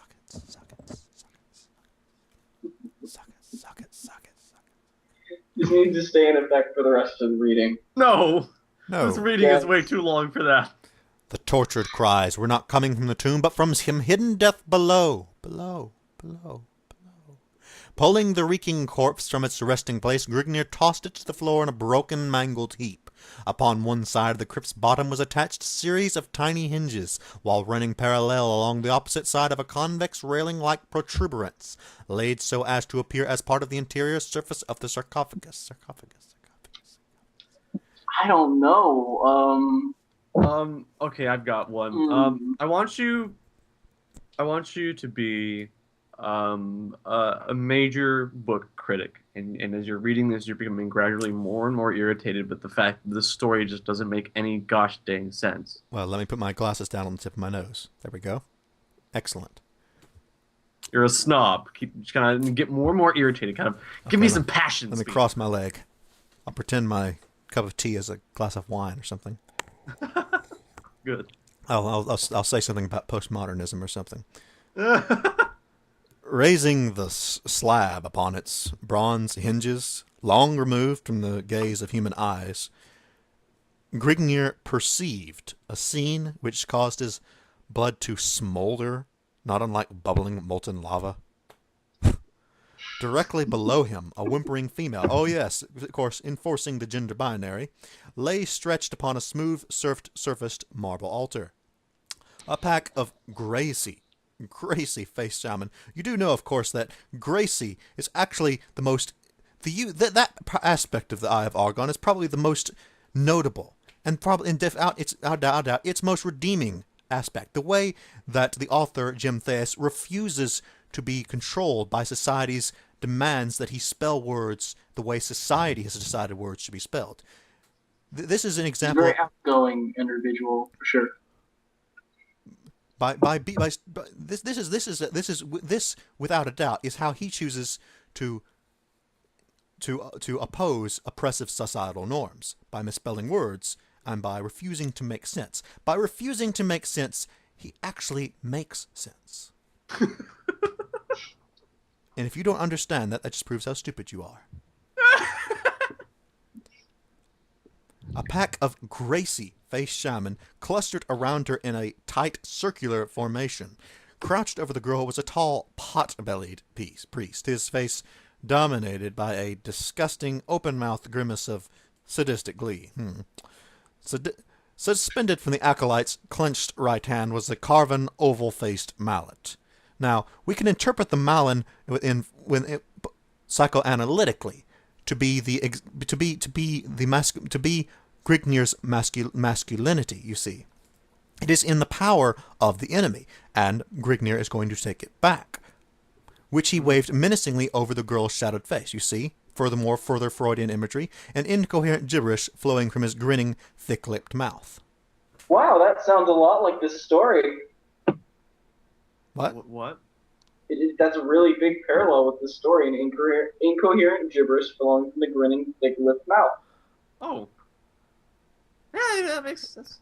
Wow. You see, Symbolic. it is just a further example of He's how he's very self-aware. I mean, it's pretty obvious. I think part of the thing about the story is supposed to be that it apparently was really actually genuine. It's not fake. It's genuine. That's what makes it all the worse. Apparently that's part of the history of it. This is honest. It is honestly bad. Honesty at its worst. Prose so purple. I don't know. See. What's another one you can do? We did that you were flirting. Now just be like incredibly horny over the story. What? I don't know how to do that.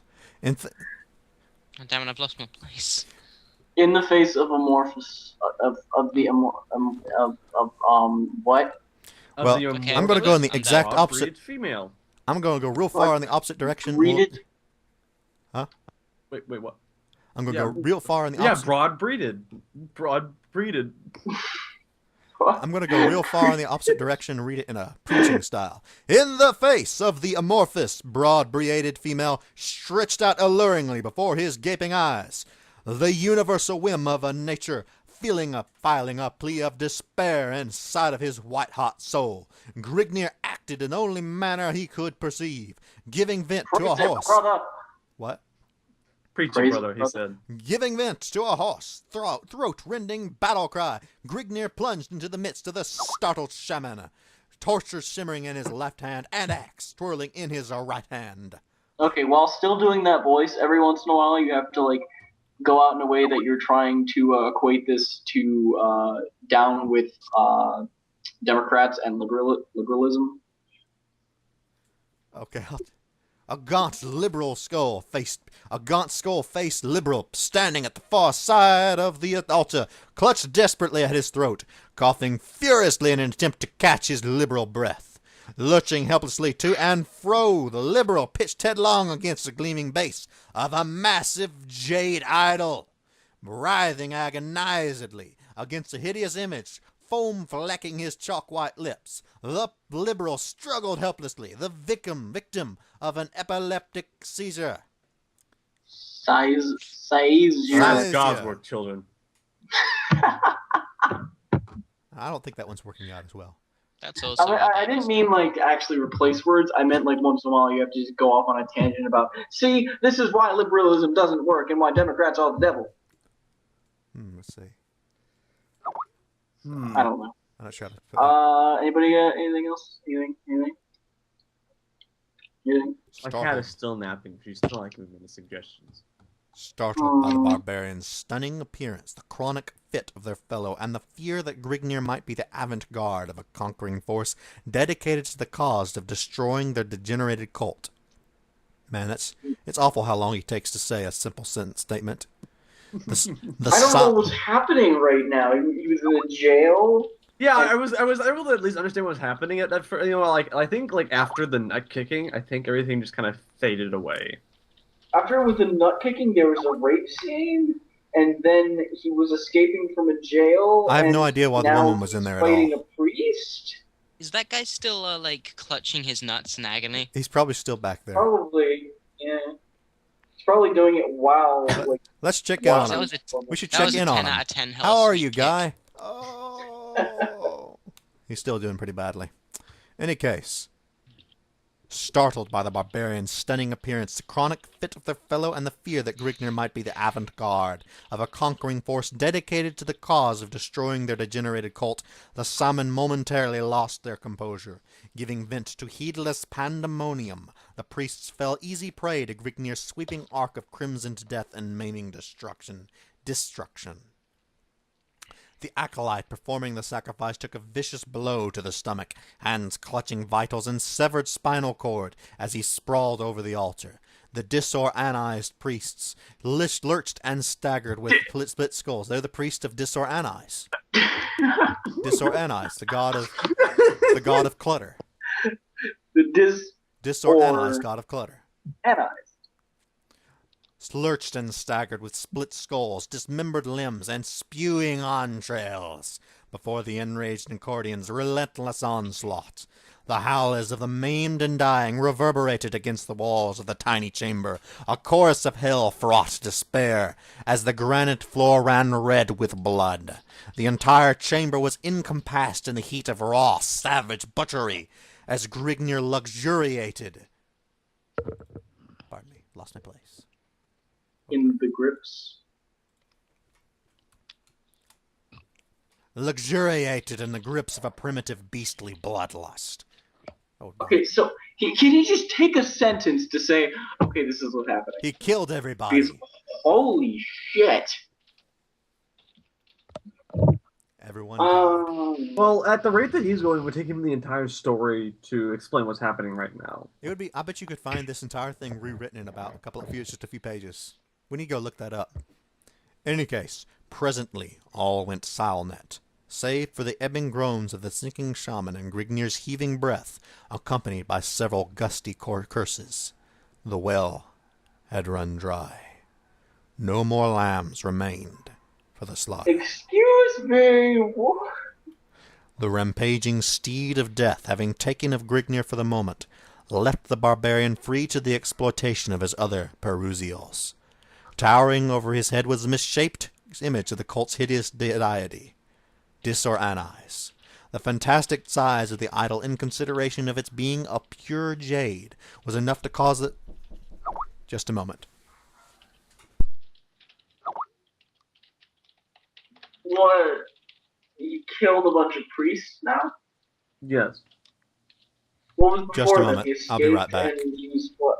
One guy had a seizure, and I have no idea why. Yeah, the priest had a seizure because I guess he was afraid. Am I supposed to feel like good about Grignr right now? I'm feeling better about the guy who said by the surly beard of Mirf, which was a while ago.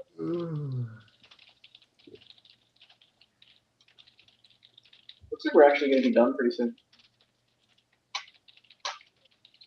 I don't know. We're only about 2/3 of the way through. I say another half hour, probably. Maybe.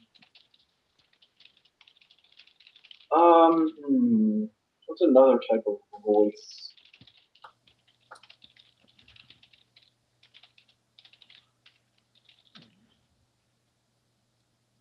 Don't make me tired, you. Don't even dare start yawning. That's a good idea. Who's still here. pretending to sleep? I had to go do something. Sorry. Okay, I'm back now. okay. Now for the next... you're help me right now, right? Or no? I don't fucking know where you are. Who's pretending to sleep? Are you sure that's Junpei and not Succinct? Because he could be sleeping too. I am pretty fine. Sure that's succinct, yeah. Yeah, those darn Europeans and their late hours. Although, and all their liberal Wake up, you communist punks. ways, too. Yeah. 1, 2, buckle his shoe. 3, 4, poke the Eye of Argon. 5, 6, kill some priests through seizures. 5, 11. Kick between some nuts. I think that... Okay, I'm gonna, I need you... You know, while I'm listeting to you guys, I'm gonna go play Ape Escape. That's not a bad Better be idea. playing the better version. What? What? Yes, Junpei, I did the whole race on the American version, and someone else did the entire race on the Japanese version. Well, you both. Was anyone idiots. playing the British version? Was I anyone wasn't. playing the British version? No, it was There's not. no such thing as a British version. There's a European version. Yeah, well, it might as well be the British version. Well, It technically, might have some come on, games dude. some games do specifically have a British version because not all games can fit all the language tracks on one copy, so they have different versions produced for different parts of Europe. You can tell because they have Yeah. you can tell because they have UKV written on them. Mm-hmm. Anyway, Like a Fucking SOCOM game that was where really were we anyway?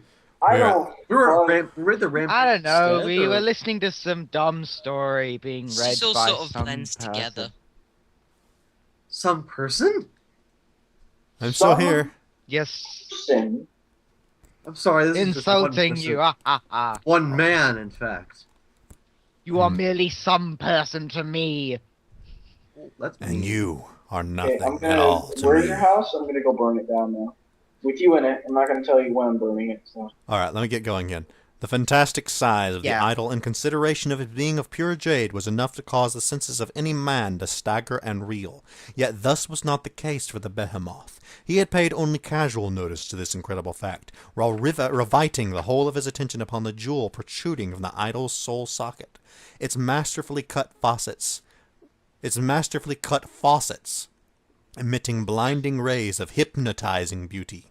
After all, a man cannot slink from a heavily guarded palace while burdened down by the intense bulk of a squatting statue, providing, of course, that this idol can even be hefted, which in fact was beyond the reaches of a Grignir's coursing stamina. On the other hand, the jewel, gigantic as it was, would not present a hindrance of any mean concern. "Help me, please! I can make it worth your while," pleaded a soft, anguish-strown voice, wafting over Grignir's shoulders as he plucked the dull red emerald from its roots. Turning, Grignir faced the female that had lured him into this bloodbath, but whom had become all but forgotten in the heat of the battle. Wait, Yeah, the story kind of forgot her for a while, too. What? That's the woman. She finally reappeared. I thought she I was know, just going right? to disappear. Here she is. There was a woman? There was a purpose to her being in the story. It's amazing. I know, right? Okay, but There's a story? hold on. Something like it. I want you to replace every noun with boop, beep, bip, or bop, and at varying pitches. Very well, then. Boop. Boop. Ejaculated. Beep. Boop. You know? Yeah, we're good. Pronouns don't count, Please, but yes, just in normal a- nouns. in a like please. Beep. otherwise. Beep. Boop. That I That'll work. had That'll work. seen the boop of beep at the bop. But verily, boop, I was mistaken. Beep. Advanced into the beep of the beep, entrancing beep, severing the golden. I can't do this very well. Yeah, stop. It's good. Severing. Okay, here's what you do, okay? Just censor any person's name. Severing the golden chains that held her captive upon the altar's highly polished face of ornamental limestone. As beep lifted the girl from the altar, her arms wound dexterously about his neck, soft and smooth against his harsh exterior. "Art thou pleased that we have chanced to meet once again?" Beep merely voiced an sighed grunt, returning the damsel's embrace while he smothered her trim, delicate lips between the coursing protrusions of his reeking maw. Wow. Can't you just say they kissed?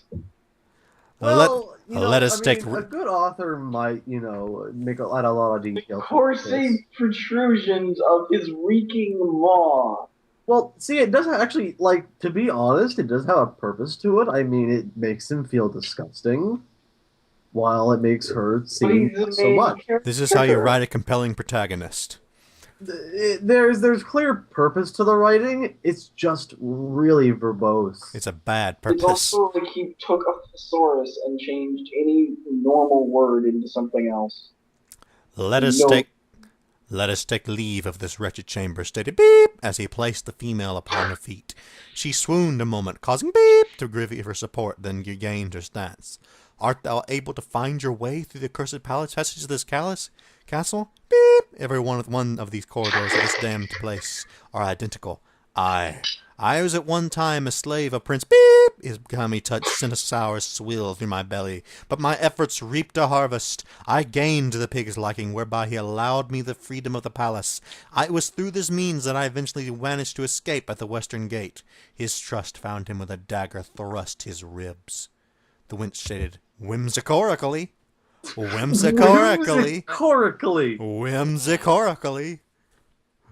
Let's read the rest. Yes. Let's read the next paragraph in a very whimsicorically style.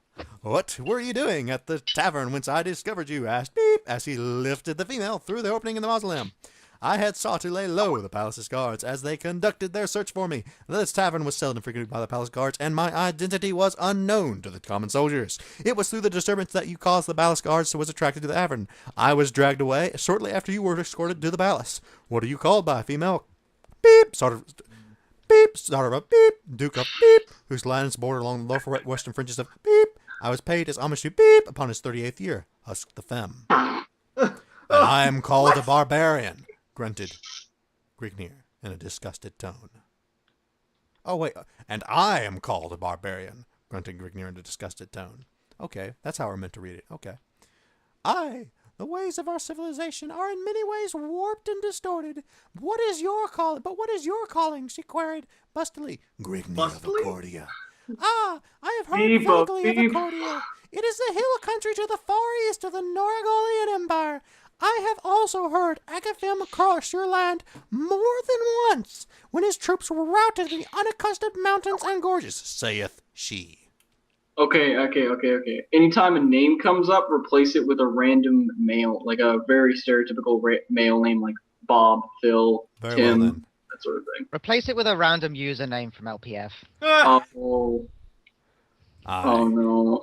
My people are not tarnished by Well, petty they'll luxuries sound and like you like baubles. They remain fierce and unconquerable in their native climes. After reaching the hidden panel at the head of the stairway, Spiffo was at a loss in regard to its operation. His fiercest heaves were as pebbles against burnished armor. Ultigonio depressed a small symbol included within the elaborate design upon the panel, whereupon he slowly slid into a cleft in the wall. How did you come to be the victim of those crazed shaman? Quested Sakimoto fanboy as he escorted Quantum Crayons to the piles of rummage on the left side of the trap. Let's see. Who should be the bad guy? By PewDiePie's orders, I was thrust into a secluded cell to await his passing of sentence. Cutie McFluffy Bottom. By Cutie McFluffy-Bottom's orders. I was thrust into a secluded cell to await his passing of sentence. By some means, the priests of Argon acquired a set of keys to the cell. They slew the guard placed over me and abducted me to the chamber in which you chanced to come upon the skostic sacrifice. Sorry, hold on. I need to look this up. There it is. Skiddick. Their hell-spawned cult demands a sacrifice once every 3 moons upon its full journey through the heavens. They were startled by your unannounced appearance through the fear that you had been sent by Cutie McFluffy-Bottom. The prince would surely have submitted them to the most ghastly of tortures if he had ever discovered their unfaithfulness to The kingdom of JunpeiHyde, his bastard deity. Many of the partakers of the ritual were high nobles and high trustees of the inner palace. Cutie McFluffy-Bottom's pitiless wrath would have been unparalleled. They have no more to fear of Cutie McFluffy-Bottom now, bellowed Spiffo in a deep, mirthful tone, a gleeful smirk upon his face. I have seen that they were delivered from his vengeance. Continuing as normal. Engrossed by Carthana's graceful stride in conversation, Grignir failed to take note of the footfalls rapidly approaching behind him. As he swung aside the arched portal linking the chamber with the corridors beyond, a maddened, bloodlusting screech reverberated from his eardrums. His eardrums can speak, apparently. Seemingly utilizing the speed of thought, Grignir swiveled. Oh, it's not a swiveled. It's swiveled. It's right this time. Swiveled to face his unknown foe. With gaping eyes and widened jaws, Grignir raised his axe above his surly mane. But he was too late. Chapter 7. With wobbling knees and swimming head, the priest that had lapsed into an epileptic seizure rose unsteadily to his feet, while enacting his choking fit in writhing Is this the guy got kicked? It might be. Yeah, I mean, he's been there that whole time, just lying on the floor in pain. Let's find out. The priest that had lapsed into an epileptic seizure rose unsteadily to his feet, while enacting his choking fit and writhing agony. You see there? The shaman was looked by Grignir. The barbarian had mistaken the seizure for the death throes of the acolyte, allowing the priest to avoid his stinging blade. The sight that met the priest's inflamed eyes nearly served to sprawl him upon the floor once more. The sacrificial sat it grim, blood-splattered silence all around him, broken only by the occasional yelps and howls of his maimed and butchered fellows.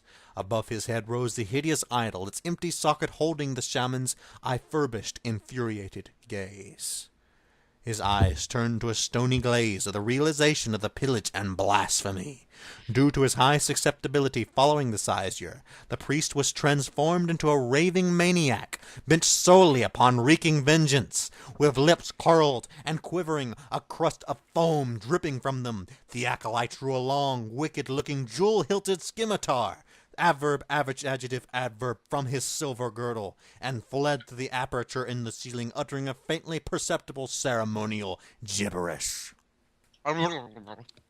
What's happening? Ow. That's what The that guy with the seizure came back? What? Yeah, seizure. chapter 7.5. It's a Doesn't seizure. make any sense because the rest of the chapter is a lot longer. Man, chapter 7.5 is really long. Well, let's see what happens. Oh, Murph A is swinging back. scimitar swung toward Grignir's head in a shadowed blade of blur of motion. With axe raised over his head, Grignir prepared to parry the blow, while gaping wide-eyed in open-mouthed perplexity. Suddenly a sharp snap resounded behind this frothing shaman. The scimitar, halfway through its fatal sweep, dropped from a quivering, nerveless hand, clattering harmlessly into the stonage. Cutting his screech short with a bubbling, red-mouthed gurgle, the lacerated acolyte staggered under the pressure of the released springboard.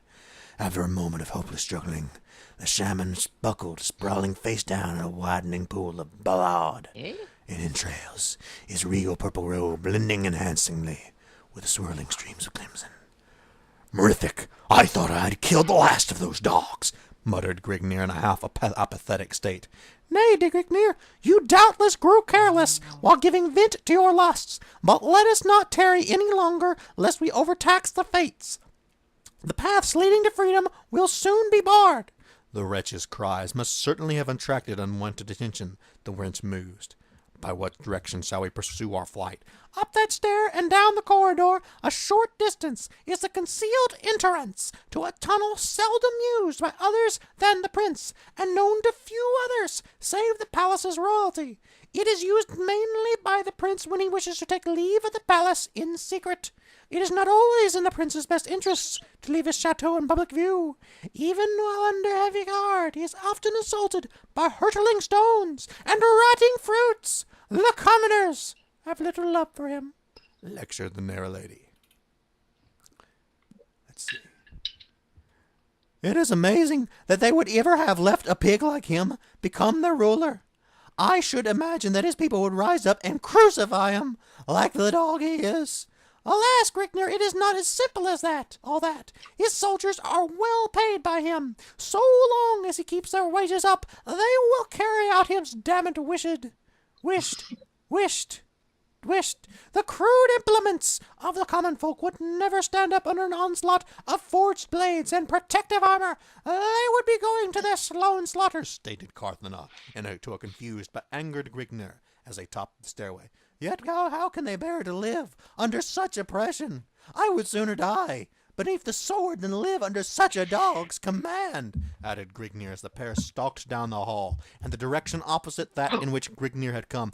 "But all men are not of the same mold that you are born of. They choose to live as they are, so as to save their filthy necks from the chopping block," returned Carthena in a disgusted tone as she cast an appized glance towards the stalwart figure at her side, whose left arm was wound dexterously about her slim waist, his slowly waning torch casting their images in intermingling wisps as it dangled from his left hand. Presently Carthena came upon the panel, concealed amongst the other granite slabs and discernible only by the burnt-out cresset above it. "As I pushed the cresset aside, pushed the panel inwards." Carthena motioned to the panel she was referring to and twisted the cresset in a counterclockwise motion. Grignir braced his right shoulder against the wall, concentrating the force of his bulk against it. The slab gradually swung inward with a slight grating sound. Carthena stood beneath Grignir's scorded arms and crawled upon all fours into the passage beyond. Grignir followed after easing the slab back into place. Winding before the pair was a dark, musty tunnel, exhibiting tangled spider webs from its ceiling to wall, and an oozing, sickly slime running lazily upon its floor. Hanging from the chipped wall upon Grignar's right side was a half-mouldered corpse, its grey, flacking arms held in place by rusted iron manacles. Carthena flinched back into Grignar's arms at sight of the leering set in an ugly, distorted grimace, staring horribly at her from hollow, gaping sockets. This alcove must also be used by Cutie McFluffybottom as a torture chamber. I wonder how many of his enemies have disappeared into these haunts, never to be heard of from again, pondered the hulking brute. Oh, excuse me. This alcove must also be used by Cutie McFluffybottom as a torture chamber. I wonder how many of his enemies have disappeared into these haunts, never to be heard from again, pondered the hulking brute. Let us flee before we are also caught within Cutie McFluffybottom's ghastly clutches. The exit from this tunnel cannot be very far from here, said Carthena with a slight sob to her voice, as she sagged in Grignar's encompassing embrace. Aye, it will be best to finish this corridor as soon as it is possible. But why do you flinch from the sight of death so? Mrift! You have seen much death this day without exhibiting such emotions, exclaimed Grignar, as he led her trembling form along the dingy confines. The man hanging from the wall was Doyanta. He had committed the folly of showing affections for me in front of Agaphim. He never meant any harm by his actions. At this, Carthena broke into a slow, steady whimpering, shocking her voice with gasping sobs. There was never anything between us. Yet Agaphim did this to him. The beast! May the demons of hell's deepest haunts claw away at his wretched voice for this restless act. She prayed. I detect that you felt more for this fellow than you wished to let on. But enough of this. We can talk of such matters after we are once more free to do so. With Grignar lifted the grieved female to her feet and strode onward down the corridor, supporting the bulk of her weight with his surging left arm. Presently a dim light was perceptibly filtering into the tunnel, casting a dim reddish hue upon the mouldy wall of the passage's grim confines. Carthena had ceased her whimpering and partially regained her composure. The tunnel's end must be nearing. The rays of sunlight are beginning to seep into. Grignar claimed his right hand over Carthena's mouth and with a slight struggle pulled her over to the shadows at the right-hand wall of the path, while at the same time thrusting this torch beneath an overhanging stone to smother its flickering rays. Be silent! I can hear footfalls approaching through the tunnel, growled Grignar in a hushed tone. All that you hear are the horses corralled at the far end of the tunnel. That is a further sign that we are nearing our goal, she stated. All that you hear is less than I hear. I heard footsteps coming towards us. Silence yourself that we may find out whom we are being brought into contact with. I doubt that any would have thought as yet of searching this passage for us. The advantage of surprise will be upon our side, Grignar warned. Real quick.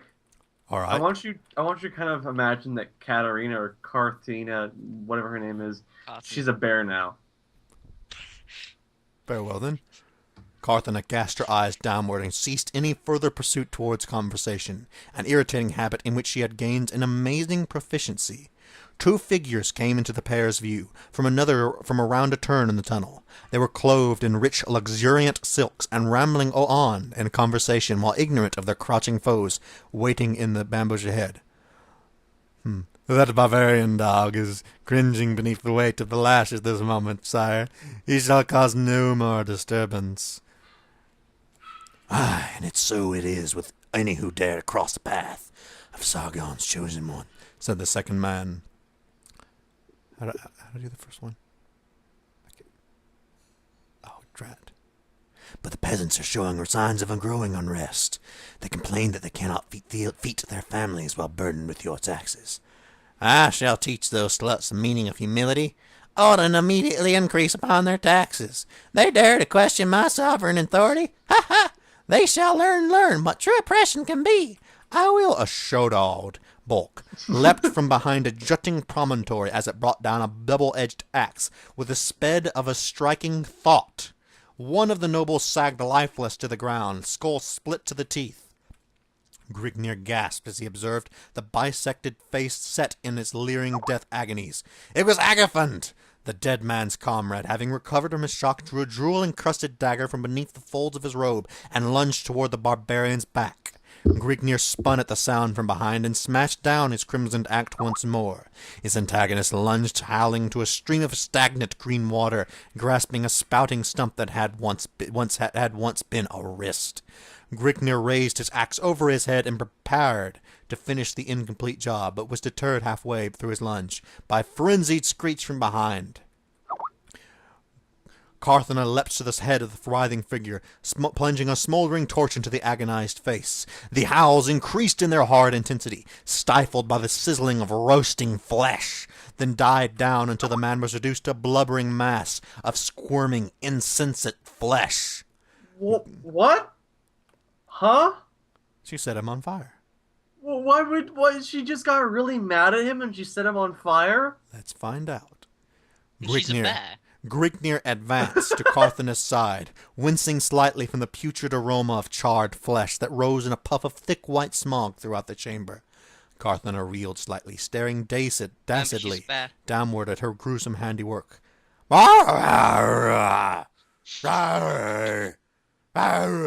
She exclaimed. Sargon would be more careful of his right-hand man, added Grignir, a smug grin upon his lips.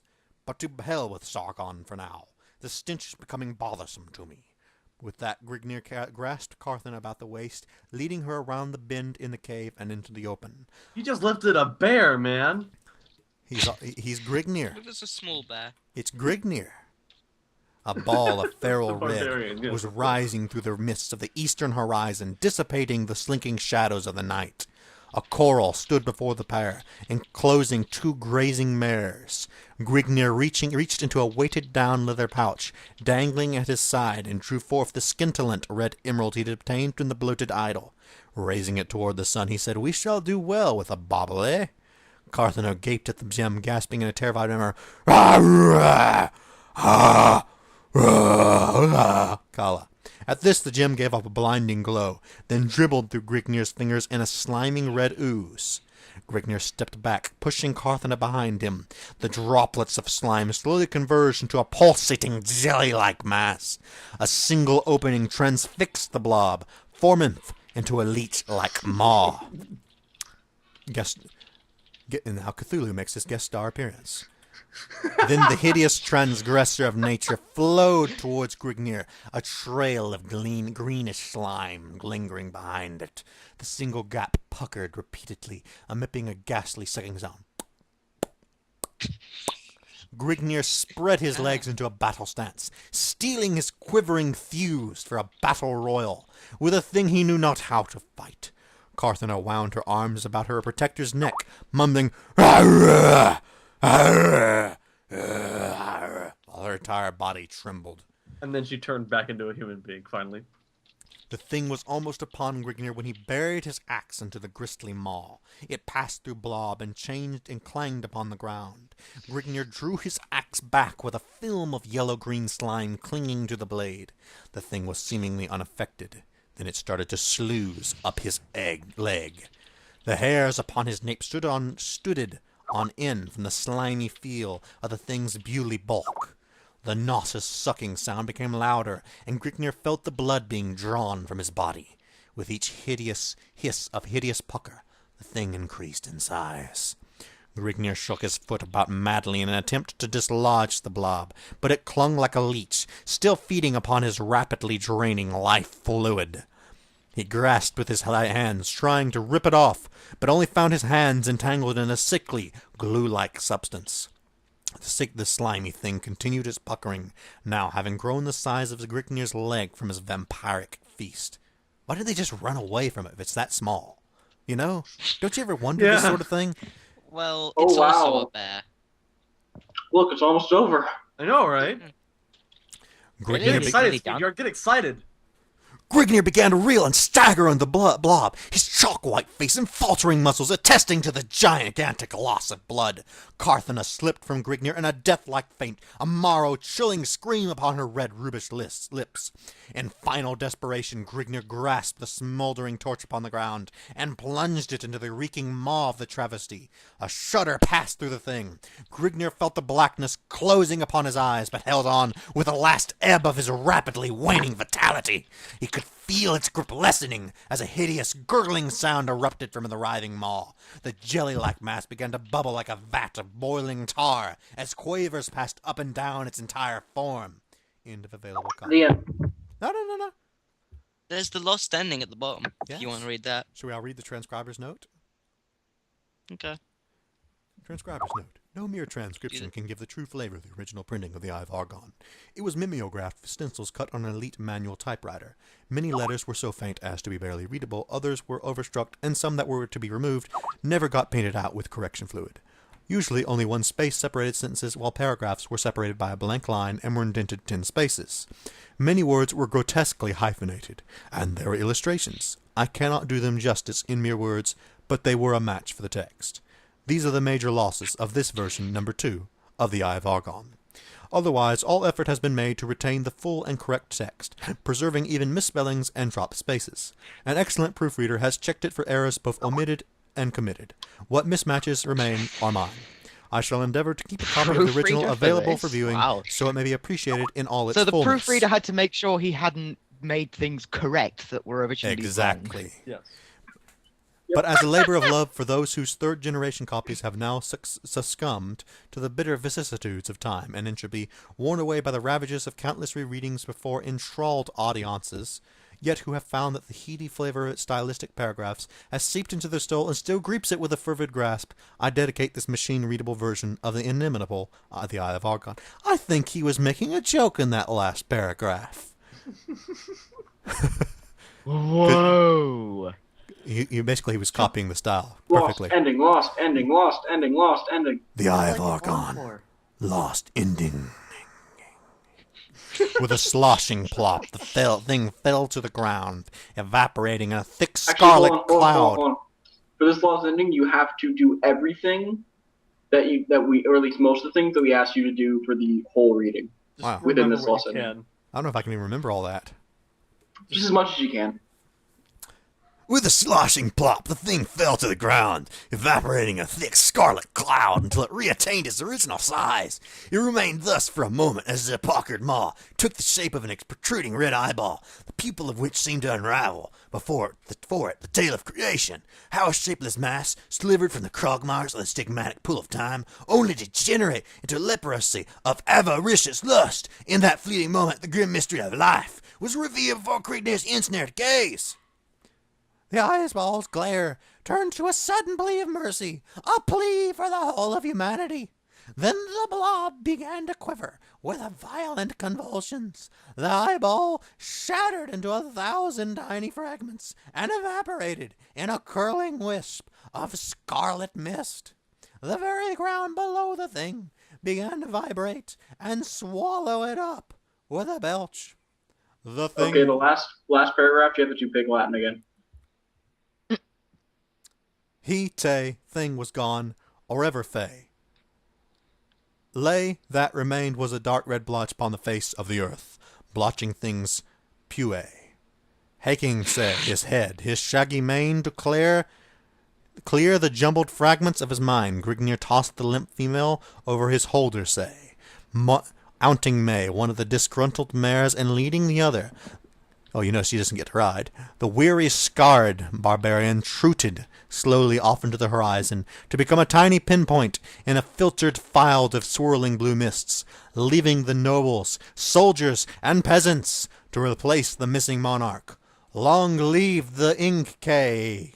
Exclamation point! Exclamation point! Exclamation point! Congratulations, Speedyard, you pass. All right. Yeah! So, Anyway, I have some. Assume the winner of the JT Ricoche Award of Excellence. Speedyard, I have some music for you. There you go. Oh, what is it? What did you link him?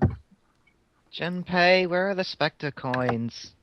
Oh, I got it. What is this? I don't know. What is this you're showing me? How do I get You don't know you? where the Spectre coins are? It's been a while since I played this game. So does this mean Just keep BFC owes me searching. games now? Yes, it does. It means I owe you 2 games of your choosing. Nothing Yes! too crazy, please, please, please. Okay, it's not going to be Earthbound. Fuck you if we're gonna be Earthbound. Yeah, it's not going to be anything beyond what you'd normally expect to pay for a game when it comes out. So what would you So like? too much. I'm actually going to. I'm going to have a quick think. I'm gonna say that one is 100. The final that victory he's thing. gonna- shouldn't be a he's gonna- problem. He's going to ask you for Nintendo World Championship. Yeah, that kind of would break his stipulation there. 100? Oh, that's not too crazy. It's absolutely excessively crazy. Junpei. Hmm? Added together, maximum is $100. Oh, okay. Nothing too fucking crazy. Fuck. Damn, I'm gonna have to do. What expensive games were people asking you to buy? Remember that whole thing with hiking? I Right. had $100 worth of people buying. A lot of money. They wanted like multiple copies of Fire Emblem and Rhythm Thief. Good. So, how was that? Good. That was pretty friggin' awesome. That was great. It That was means worth that, it. that means that now I have to do mine. Indeed. Okay. This is. I'm not sure. This should equate to less than $100. I'm not entirely sure because it's going by UK prices, so it's in pounds. But unless I have a sudden change of heart, I'd want Fire Emblem Awakening and Luigi's Mansion 2. I am more than welcome. Yes, I will do that. Just have to make sure they're European copies because region lock. You get all the free shit from people, dude. You got fucking like hard drive from Share.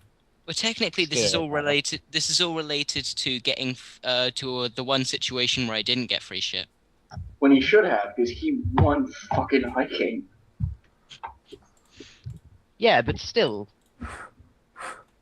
my point is still valid, you know. Yeah.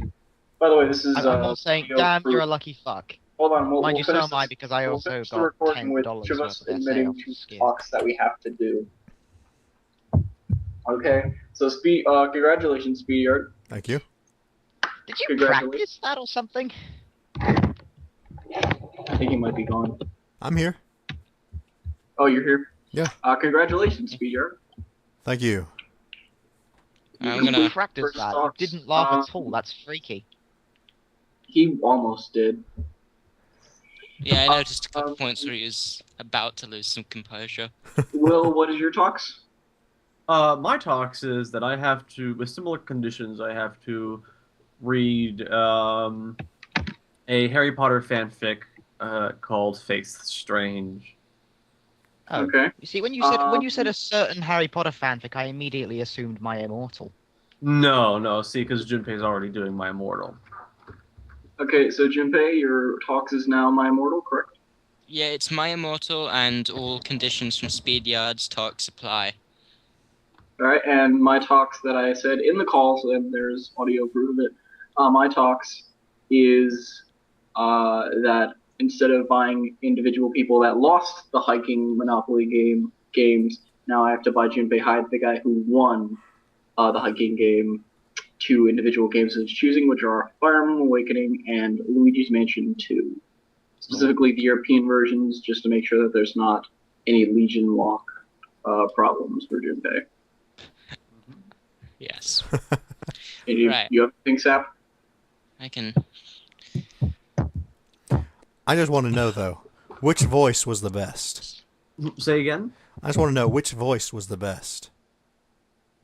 Oh, they were all They were all. I like the Big Latin one a lot. I tried to do a sort of a Morgan like Freeman seriously voice. one was really good. The one questioning was really good. I'm not sure if my thing recorded it right, so I hope make sure one of y'all put it up so I can, download it if I can't get mine doesn't work out right. I recorded. Okay. So, Hold on. I'm gonna put this into a word counter to see how many words it has. A lot. Okay, cut and paste Okay, word count. It has 11,404 words. Now I'm gonna look at one chapter. Well, that's not succinct or punchy. I'm gonna look at one chapter of Face the Strange and see how many words it has. Okay. Where's the Spectre coins? Fucking hell. 715 times 40. Let's see.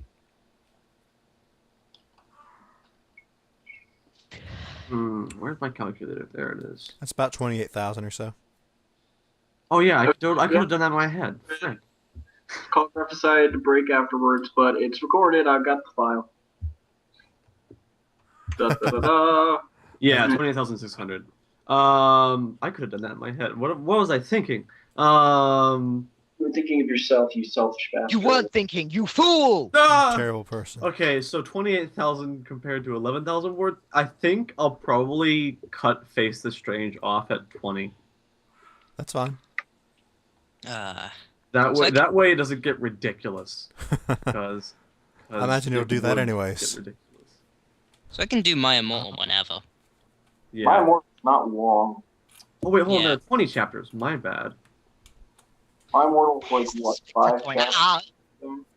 By My the way, immortal has I 44 want chapters, this, but they're pretty short. I want this to be known that 7.5 chapter was longer than at least 3 of the chapters put together.